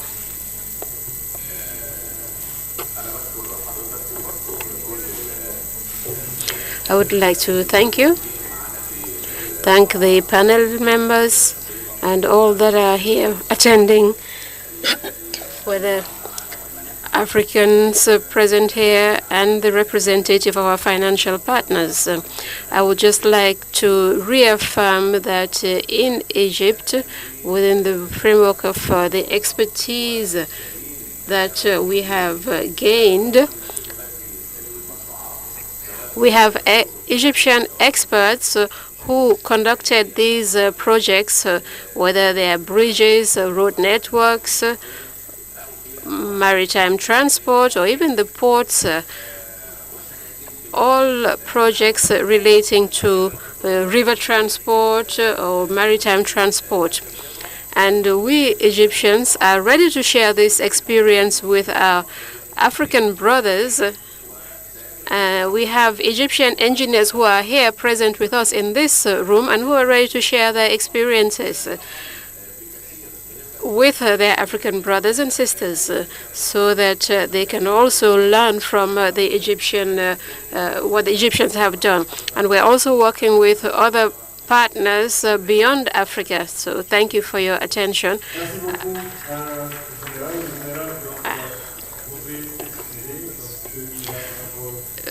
He has a flight to take, so he has to leave now. Thank you. Thank you for your attendance, General. Thank you. I will now give the floor to Mrs. Brigitte Pickel, who is the Director General for Africa at the German Ministry of Cooperation and Development. And my question to you is the following. How do you think you can contribute to especially harmonize the paradigm shift that are ongoing currently in Africa with regard to financing project preparation? BMZ through GIZ is working towards, is working closely with AUDA NEPAD, and you are supporting in an effective manner our mechanism for service delivery, SDM, which focuses mainly on the pre-project preparation phase. And like you know, just like us, this pre-project preparation does not attract a lot of financing, unfortunately. But yet, for infrastructure development projects in Africa, this phase is critical and compulsory. According to your experience and the various experience that we shared, what do you think should be done in order to increase the share of financing that is devoted to this specific phase of project preparation. Madam, you have the floor. Thank you very much for the invitation and the opportunity to speak here. Thanks to Aouda Nepat and also to Senegal for bringing us all together. Let me just start by sharing just a bit of our experience as German corporation on infrastructure before I go directly into the question. Infrastructure and regional integration and infrastructure being an important part of regional economic integration has always been a priority. We have currently an active portfolio in Africa of almost 8 billion euros and an annual envelope just on infrastructure, largely on energy, but also water, ICT, transport of more than 800 million euros. So a lot of from what I will say today here comes also from that experience and practical implementation of infrastructure finance, whether it's in countries or also regional infrastructure projects. Though probably there is a stronger focus on infrastructure within countries when it comes to, for example, our funding through GIZ or KfW. Having said that, some of the lessons learned from our infrastructure work there are sort of two main lessons, and one of them is the infrastructure gap cannot be financed by public spending or funding alone. We need the private sector to come in, and that is a lesson learned. We need to mobilize, engage, and work hard with the private sector.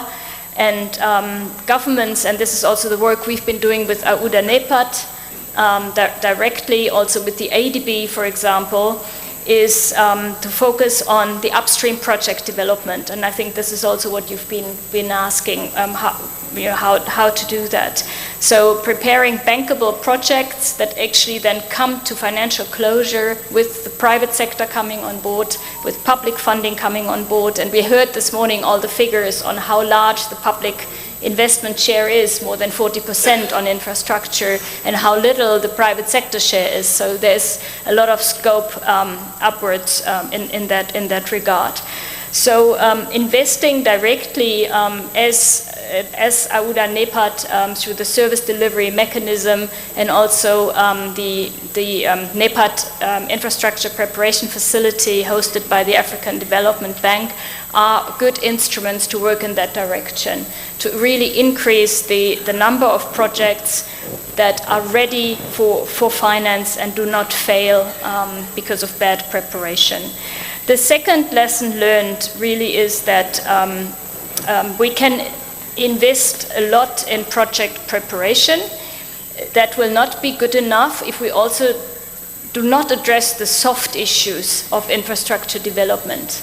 Now, this is issues like the regulatory environment, governance issues, norms, standards, technology transfer, know-how, skills. It's been discussed earlier today, but it's still important to mention it here as an important component.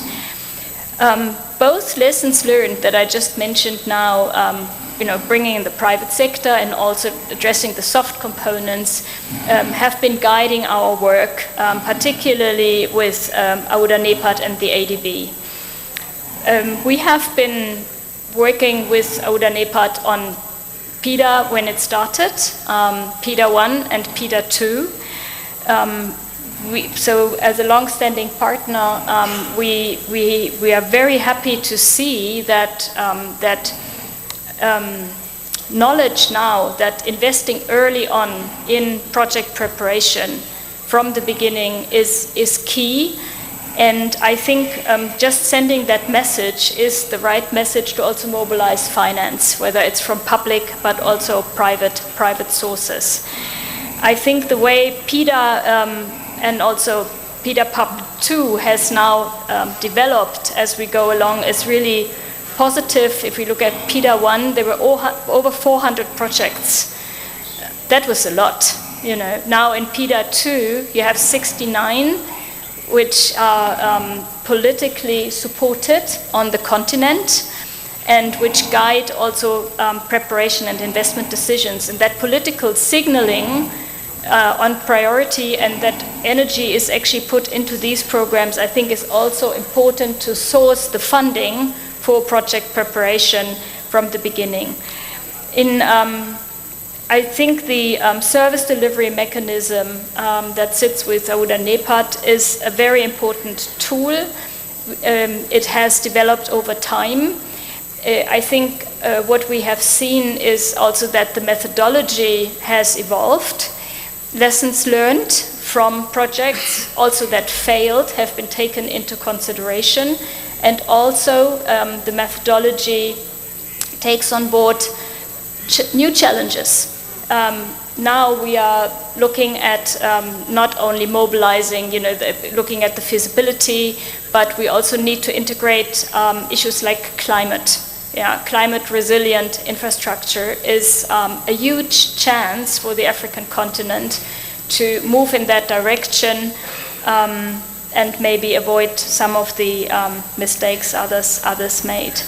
So that SDM has been developed. The quick check methodology is there, and out of the 69 projects, PIDA 2 projects, already 43 have been screened, and the EU supported by Germany and the EU for the pre-feasibility stage that now allow for a sound assessment for moving towards feasibility and/or bankability. I already talked in terms of methodology and attracting finance about the green track. I think it is important. I would like to point your attention, for example, to our cooperation with the Central Corridor Transit Facilitation Agency that we've with AUDA-NEPAD been working with in that regard. And maybe in terms of also showing success stories, it's good to see that the product owners of this Central Corridor program will present 2 corridor projects in the boardroom sessions tomorrow here, and hopefully there will be some successful pitches in this presentation. Let me also just draw your attention very quickly to the cooperation with NEPAD IPPF, with the African Development Bank, sitting here next to me, under the Infrastructure Project Preparation Facility, which we have been supporting also for more than 10 years now, with more than 34 million euros. It's grant funding. I think that is also a reality that in project preparation you do need not only, in the best case, not only concessional but grant funding. Anyway, at least it needs to be very concessional so that it's attractive for the projects. IPPF particularly focuses on the implementation of cross-border projects prioritized by PIDA with regional impact. We have been funding sound scoping and feasibility studies that do provide reliable and resilient data as a prerequisite for funding decisions. And I think that analysis, that sound analysis and the data need to be there to really also get the private sector in. That work in the very, very early stage is important, otherwise the private sector will not invest. And equally the public sector, by the way. But I think getting in the private sector is even more difficult. I would like to close by just mentioning one issue which I think is important. Infrastructure is not infrastructure. I already differentiated between infrastructure development in country and infrastructure development at the regional level. Once you move into the regional, it becomes more complicated.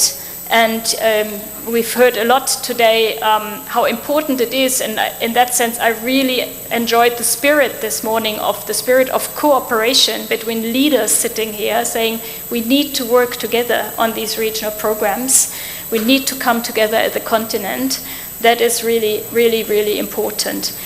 But then again, you need to differentiate between infrastructure. We have seen in our work that for some sectors, it's quite easy to attract private investment.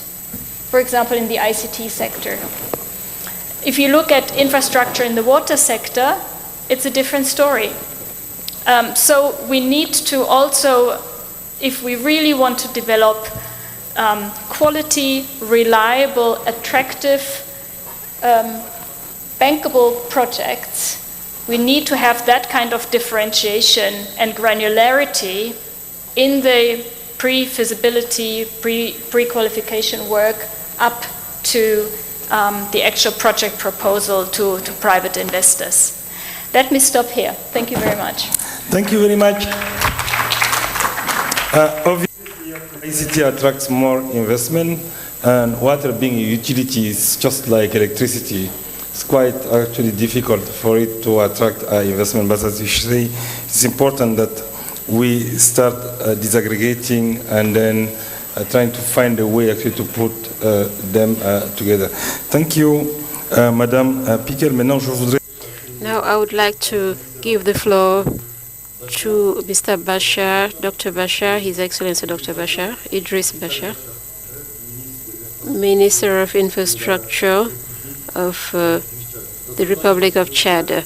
Dr. Bashar, Chad is trying, because we know Chad is in a difficult security situation. It is a Sahelian country, but it is, despite all the difficulties in terms of security and economic difficulties, trying to structure projects in the transport area, for example, in the area of electrification. What do you think you need in a specific manner in terms of project preparation? I know that you are going to present with the African Solidarity Fund tomorrow a project which is part of the Trans-Saharan Corridor and which is at an early stage. But normally, since we are talking about project preparation, what do you think, based on your experience and the expectations of your country, bearing in mind the difficulties you are facing at the regulatory level, in terms of standards, in terms of capacities, what specifically do you need? Thank you. Dr. Bashar, you have the floor.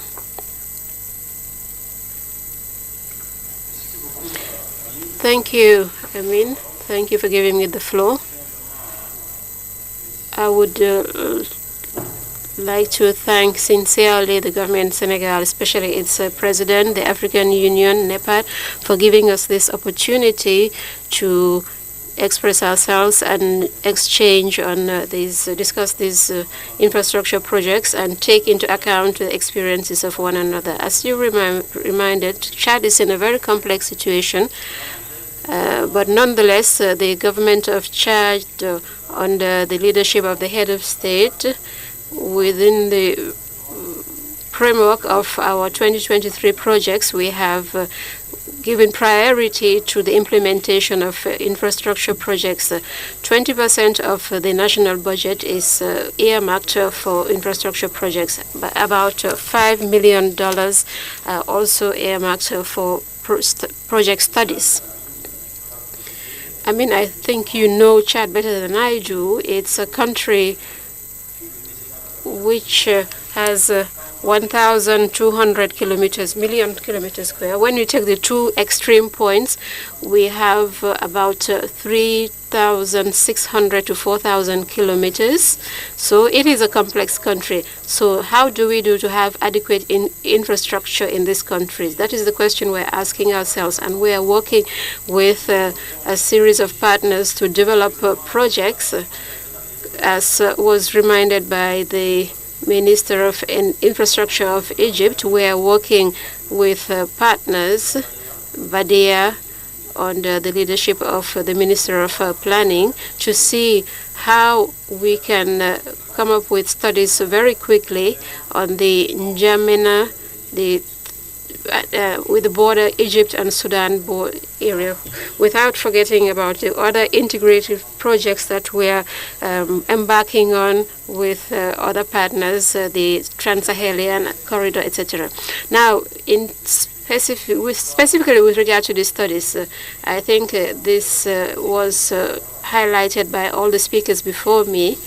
And you also, when you introduced this subject, you talked about the bankability of these studies. But a country like Chad, it can be very difficult to have a bankable project. We have to be honest about that, because the projects, infrastructures that we want to implement cannot all be bankable. It will be very comfortable. So we have to prioritize. We cannot also make it in such a way that populations in isolated areas do not have access to infrastructure projects for profitability reasons. So the government has to arbitrate. So we have to look at what mechanisms that we Africans can have. It is very difficult to go to a partner without studies and ask for financing. So the ideal is for us to ensure that we conduct these studies, we ourselves, with our mechanisms, our partners, with the private partner donors, and at the same time, we, in the Chadian context, we also, in the next 3 months, we also want to launch a consortium of 3 schools in order to have framework agreement in order to work with the researchers, consultants, in order to finance these projects that we do not believe are bankable. Thank you, Dr. Bashar. A round of applause for him. Dr. Bashar, you have given me the opportunity to make the transition towards Mr. Mike Salawu, who is the director of the infrastructure department at the African Development Bank, and who is also with us at Auda Nepa, the co-chair of the IPPF, which Madame Brigitte Pigel mentioned earlier. This is a fund to finance project preparation projects in Africa, phases in Africa. Dr. Bashar just talked about the projects that cannot, according to him, a certain level of bankability.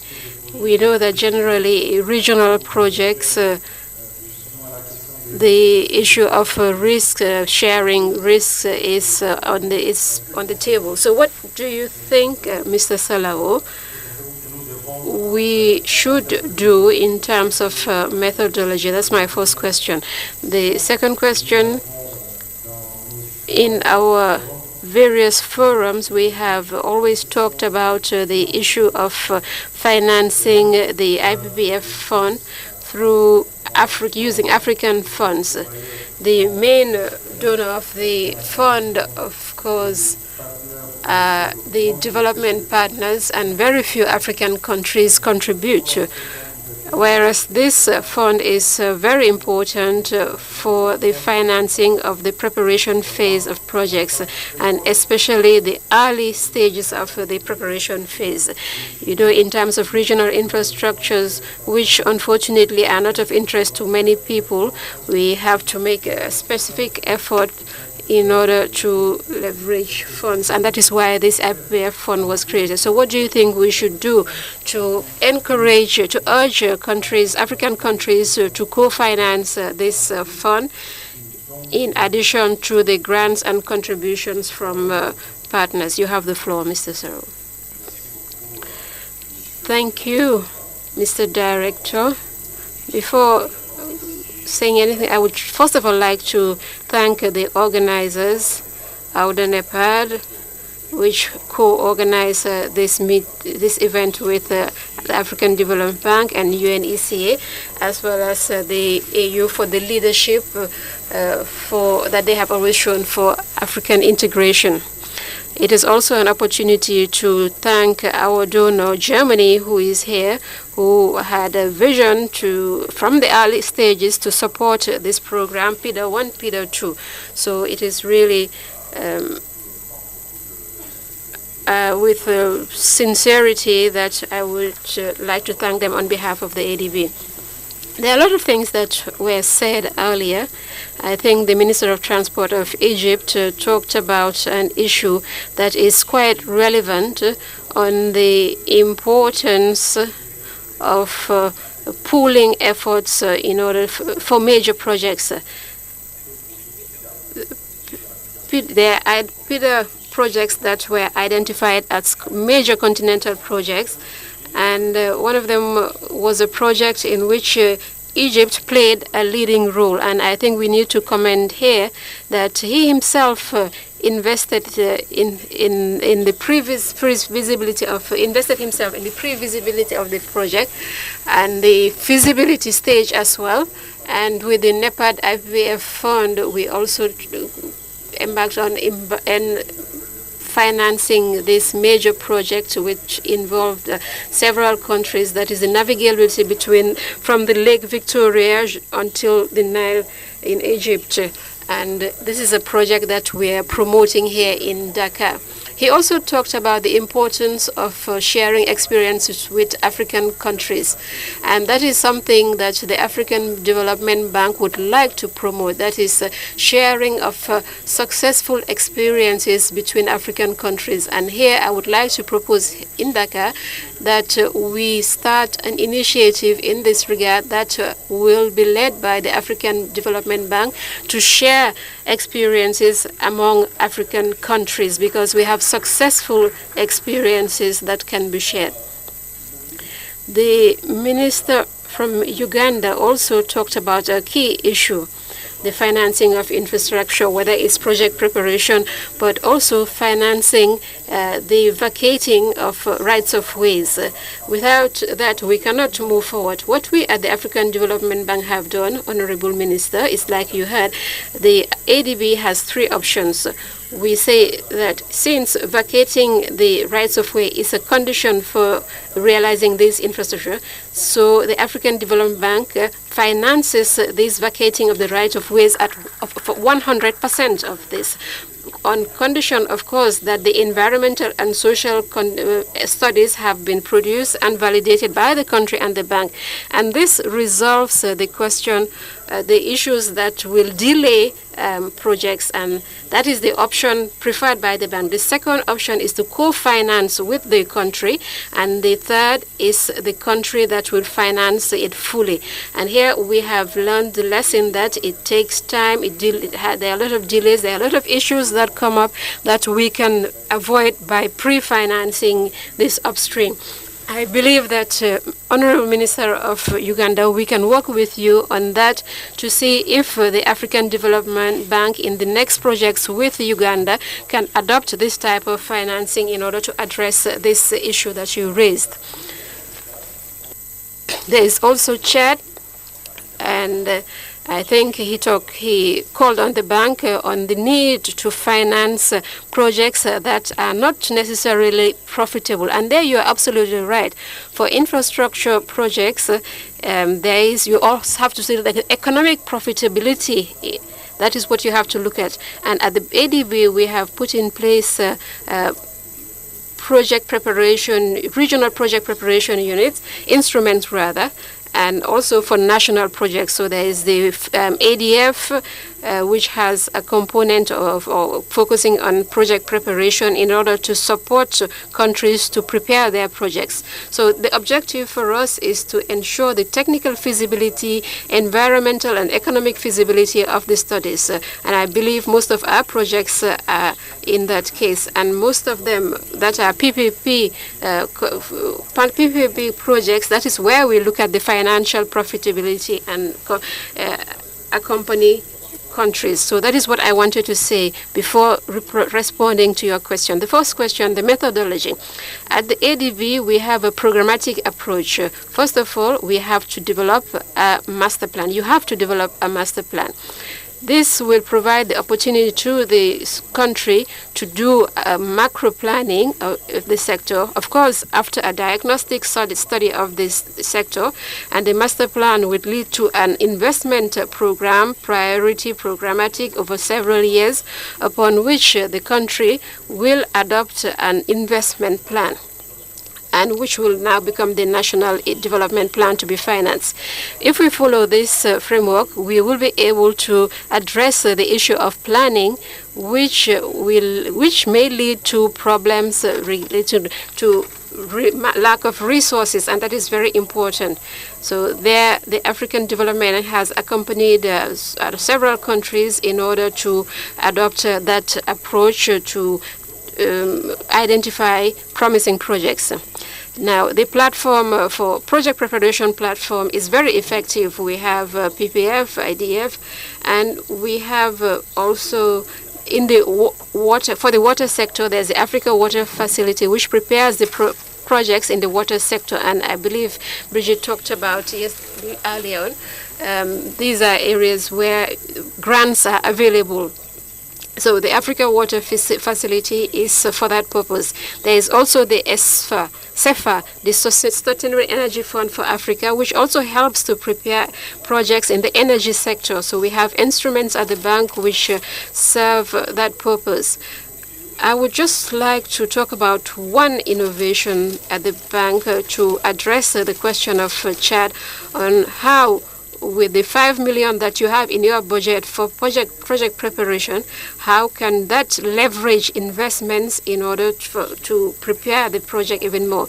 What the African Development can advise is with the 5 million of Chad, we create a fund for national project preparations with these 5 million, and then we will go and see. You will see, come to us as donors and say, can you match these resources?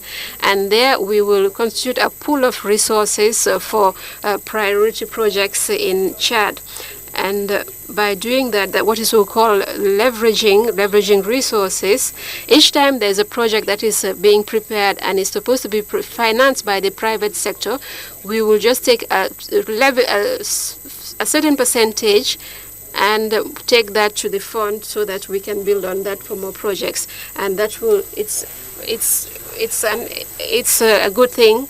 It's attractive for the donors and for the private investors. And that way, that is a programmatic approach for project preparation where the bank can help. That is in addition to what we are already doing. But at the national level, this will be a programmatic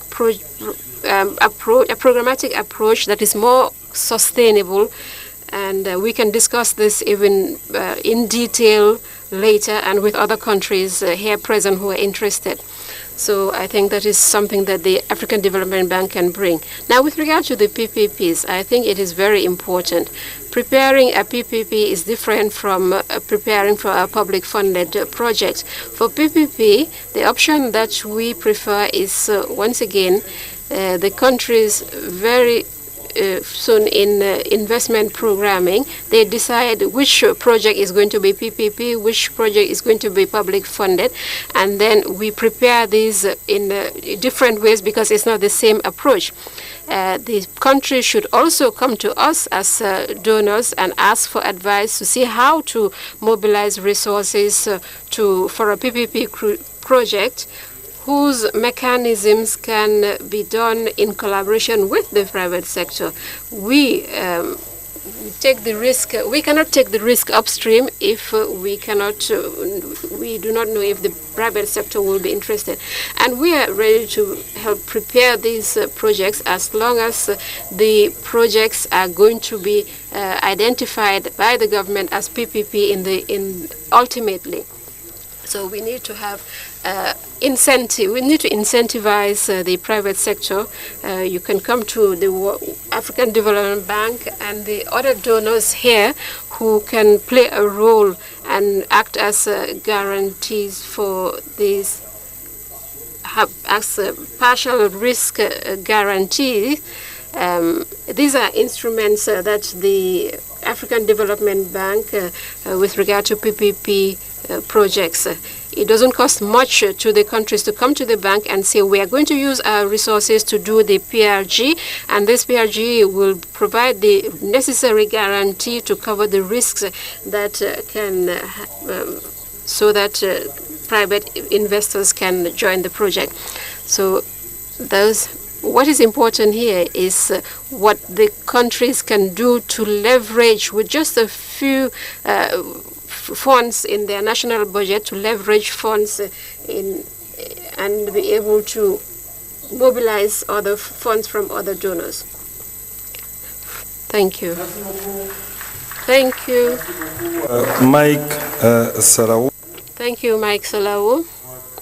I believe that the information that you shared, especially the advice and recommendations that you put forward to the countries, especially to the Chadian minister, I think have been heard.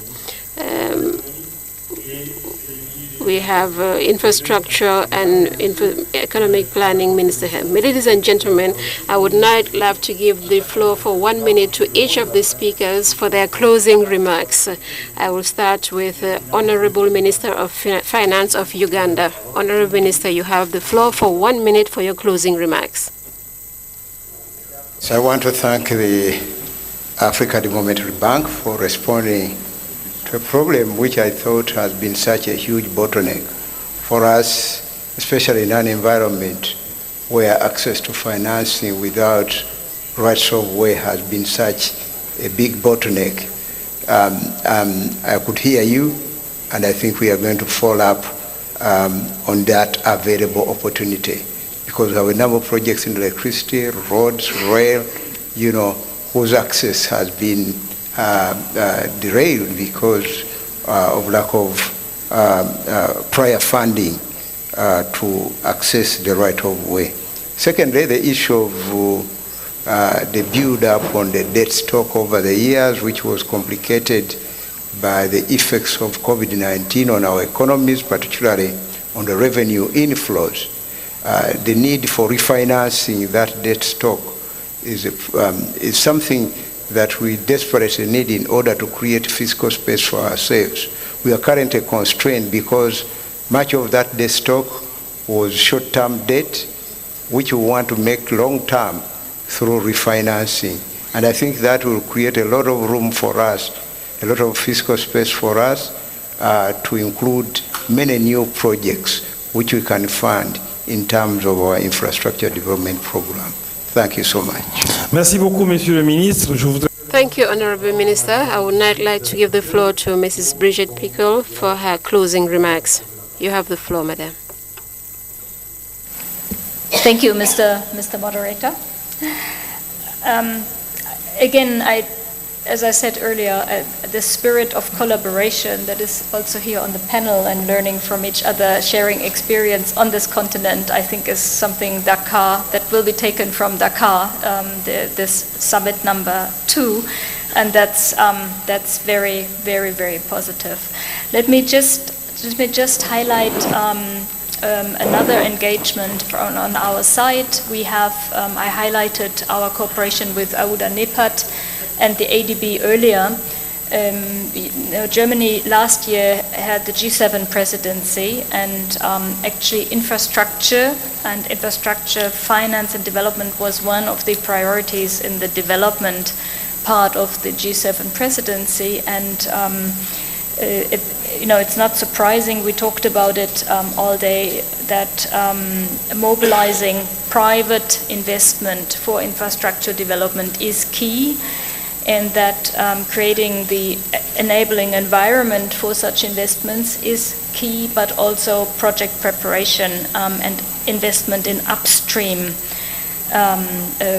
for reforms upstream in the project cycle are key, next to capacity development and so on. And we have, in addition to the cooperation with the ADB, AUDA NEPAD, the AU Commission, of course, I shouldn't forget to mention, also engaged very strongly with the World Bank, who's also here today, on strengthening financing facilities for such project preparation activities. So I just mentioned this here because it's a result of our G7 presidency, of course, but also because it's another option for mobilizing finance, because so many of the ministers here on the panel, but also throughout the day, ask the question, where is the money supposed to come from? So there are opportunities out there. It's concessional or grant finance to address exactly those project preparation activities, and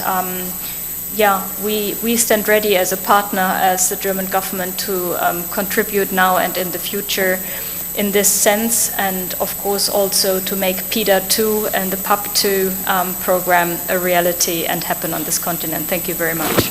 Merci beaucoup, Madame. Thank you, Madame Piquer. I will now give the floor to the Honorable Minister, Dr. Idrissa Basha, for his closing remarks. Thank you. I think earlier we emphasized the fact that we should have a fund for project preparation. We take note of that, and we will exchange with the World Bank, which is one of the key partners of Chad, and we will try to continue working with them. And we will also be happy to work with the ADB in order to establish a coherent system, effective system for project studies. I would also like to inform that through bilateral cooperation, we have a $50 million fund that is almost available with the Emirates, United Arab Emirates, and for project preparation. We also have to note that we have to pool our resources, studies rather, all the studies that we conducted since from 2023, road infrastructure projects, but also we will rely on projects in the telecom and energy sector. To end, you said that tomorrow we have a project that we'll be presenting. It is an integrating African project. It is one of the intra-African projects which starts in Cape Town and will go all the way to Tripoli, going through Chad, of course. And if you have had the chance to look at the network, about 70% is already constructed. I believe it's only 2 or 3 sections that are left from Jamina to Tripoli, not Njaveli, but rather Abe until Tripoli, which is about 1,600 kilometers. We have started the studies for 3 sections, and we have to do the studies for the rest of the sections. It is a very important project that will help us to link the road network to Niger also. It is an African project that we wanted to present tomorrow, so we invite you all to take part in this presentation to see what are the possibilities that can be explored for our common interest. Thank you, Dr. Bashar. I give the floor to Mike Salawo for his closing remarks. I would just want to say once again to the honorable ministers here, the Minister of Chad for Infrastructure, I believe that tomorrow the ADB will be there to discuss this project with you. It is a project that we are promoting at the bank. I have my colleague Maimouna Job, who is here, who is in charge of this project at the bank. We will be there tomorrow, and we will propose solutions to accompany Chad to complete this missing section.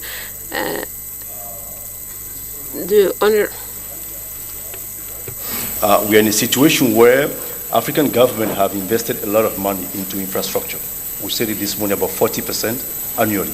So it's about time that they can start leveraging the initial investment that they have done, because we have some infrastructure that are performing on the continent. So in this context of debt and squeeze fiscal space, we are thinking with Africa 50 to launch, to promote what we call asset recycling.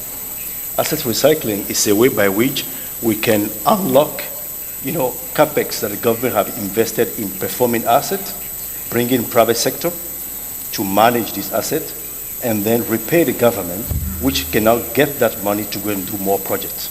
And I think we do have projects and infrastructure projects in Africa that are performing very well. And it's something that we want to discuss with you in Uganda to see which are the infrastructure assets that are performing very well, that the government has invested a lot of money in, and we can come in to recycle that by bringing private sector to take over, and now government can recoup its investment to do other new projects. So I think it's a very brilliant mode of financing that can address the issue of fiscal space for government, and at the same time bringing new infrastructure projects on stream and brought in private sector investment into the country for long-term sustainability of infrastructure. So we will be happy to discuss that with you and see what is it that we can do. And my colleague from Africa 50 are here in the room, and they'll be happy to have that engagement with you. And last but not least, I think the issue of how do we finance project preparation, we like to see it as an investment. Project preparation is the first de-risking that you need to do to actually unlock opportunity for investment. So it has to cut the attention of government, it has to cut the attention of MDBs like we are, and also the private sector. Because without that first step, you cannot move to the second step. So therefore, I think coming together, to discuss how do we finance project preparation is very important. And at the African Development Bank, we are hosting what we call the ICA, which is Infrastructure Consortium for Africa.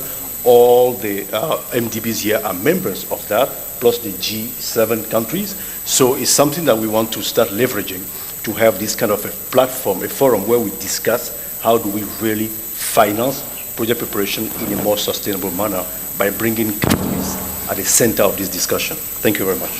Merci beaucoup. Thank you, Mr. Sarao. Ladies and gentlemen, you have heard the panelists. They all agree to say that the project preparation phase is an investment which is the first stage to de-risk infrastructure projects. It is important. Unfortunately, we all know that in Africa there is not a lot of money that is devoted to this phase. Of the $160 billion that are to be invested in the PIDA, we need $8 billion for the project preparation phase, and we need $1 billion for the early project preparation stage, specifically the stage relating to non-commercial projects that the Honorable Minister talked about. Ladies and gentlemen, we will resume our discussions tomorrow, and we will have the opportunity to again discuss issues relating to leveraging domestic resources and how to finance not only project preparation phases, but the entire phase of infrastructure projects. And we will also present about 20 projects, and we will put in contact investors and officials and project proponents so that we can move together forward. I would like to thank, on behalf of ODA-NEPAD, the various ministers, the Minister of Chad, Minister of Uganda, Madame Pickle, who is the Director General at the German Ministry of Cooperation, and the Director of Infrastructure of the African Development Bank. We have come to the close of this day. The buses are outside for those who are taking the bus, and we will resume tomorrow morning at 9 a.m. We are sorry for this evening. There was another program that was planned that was to present the 10-year report of PIDA, but it is late and everybody is tired. So whereas we want to have your attention, your full attention to present this report, it will be presented by Mrs. Bekele Thomas and Dr. Amanu Azaid together and moderated by Simer Gray Johnson tomorrow morning. This report is very important and we need your full attention, and that is why we will be presenting it tomorrow. Ladies and gentlemen, once again, thank you. I wish you a pleasant evening and see you tomorrow.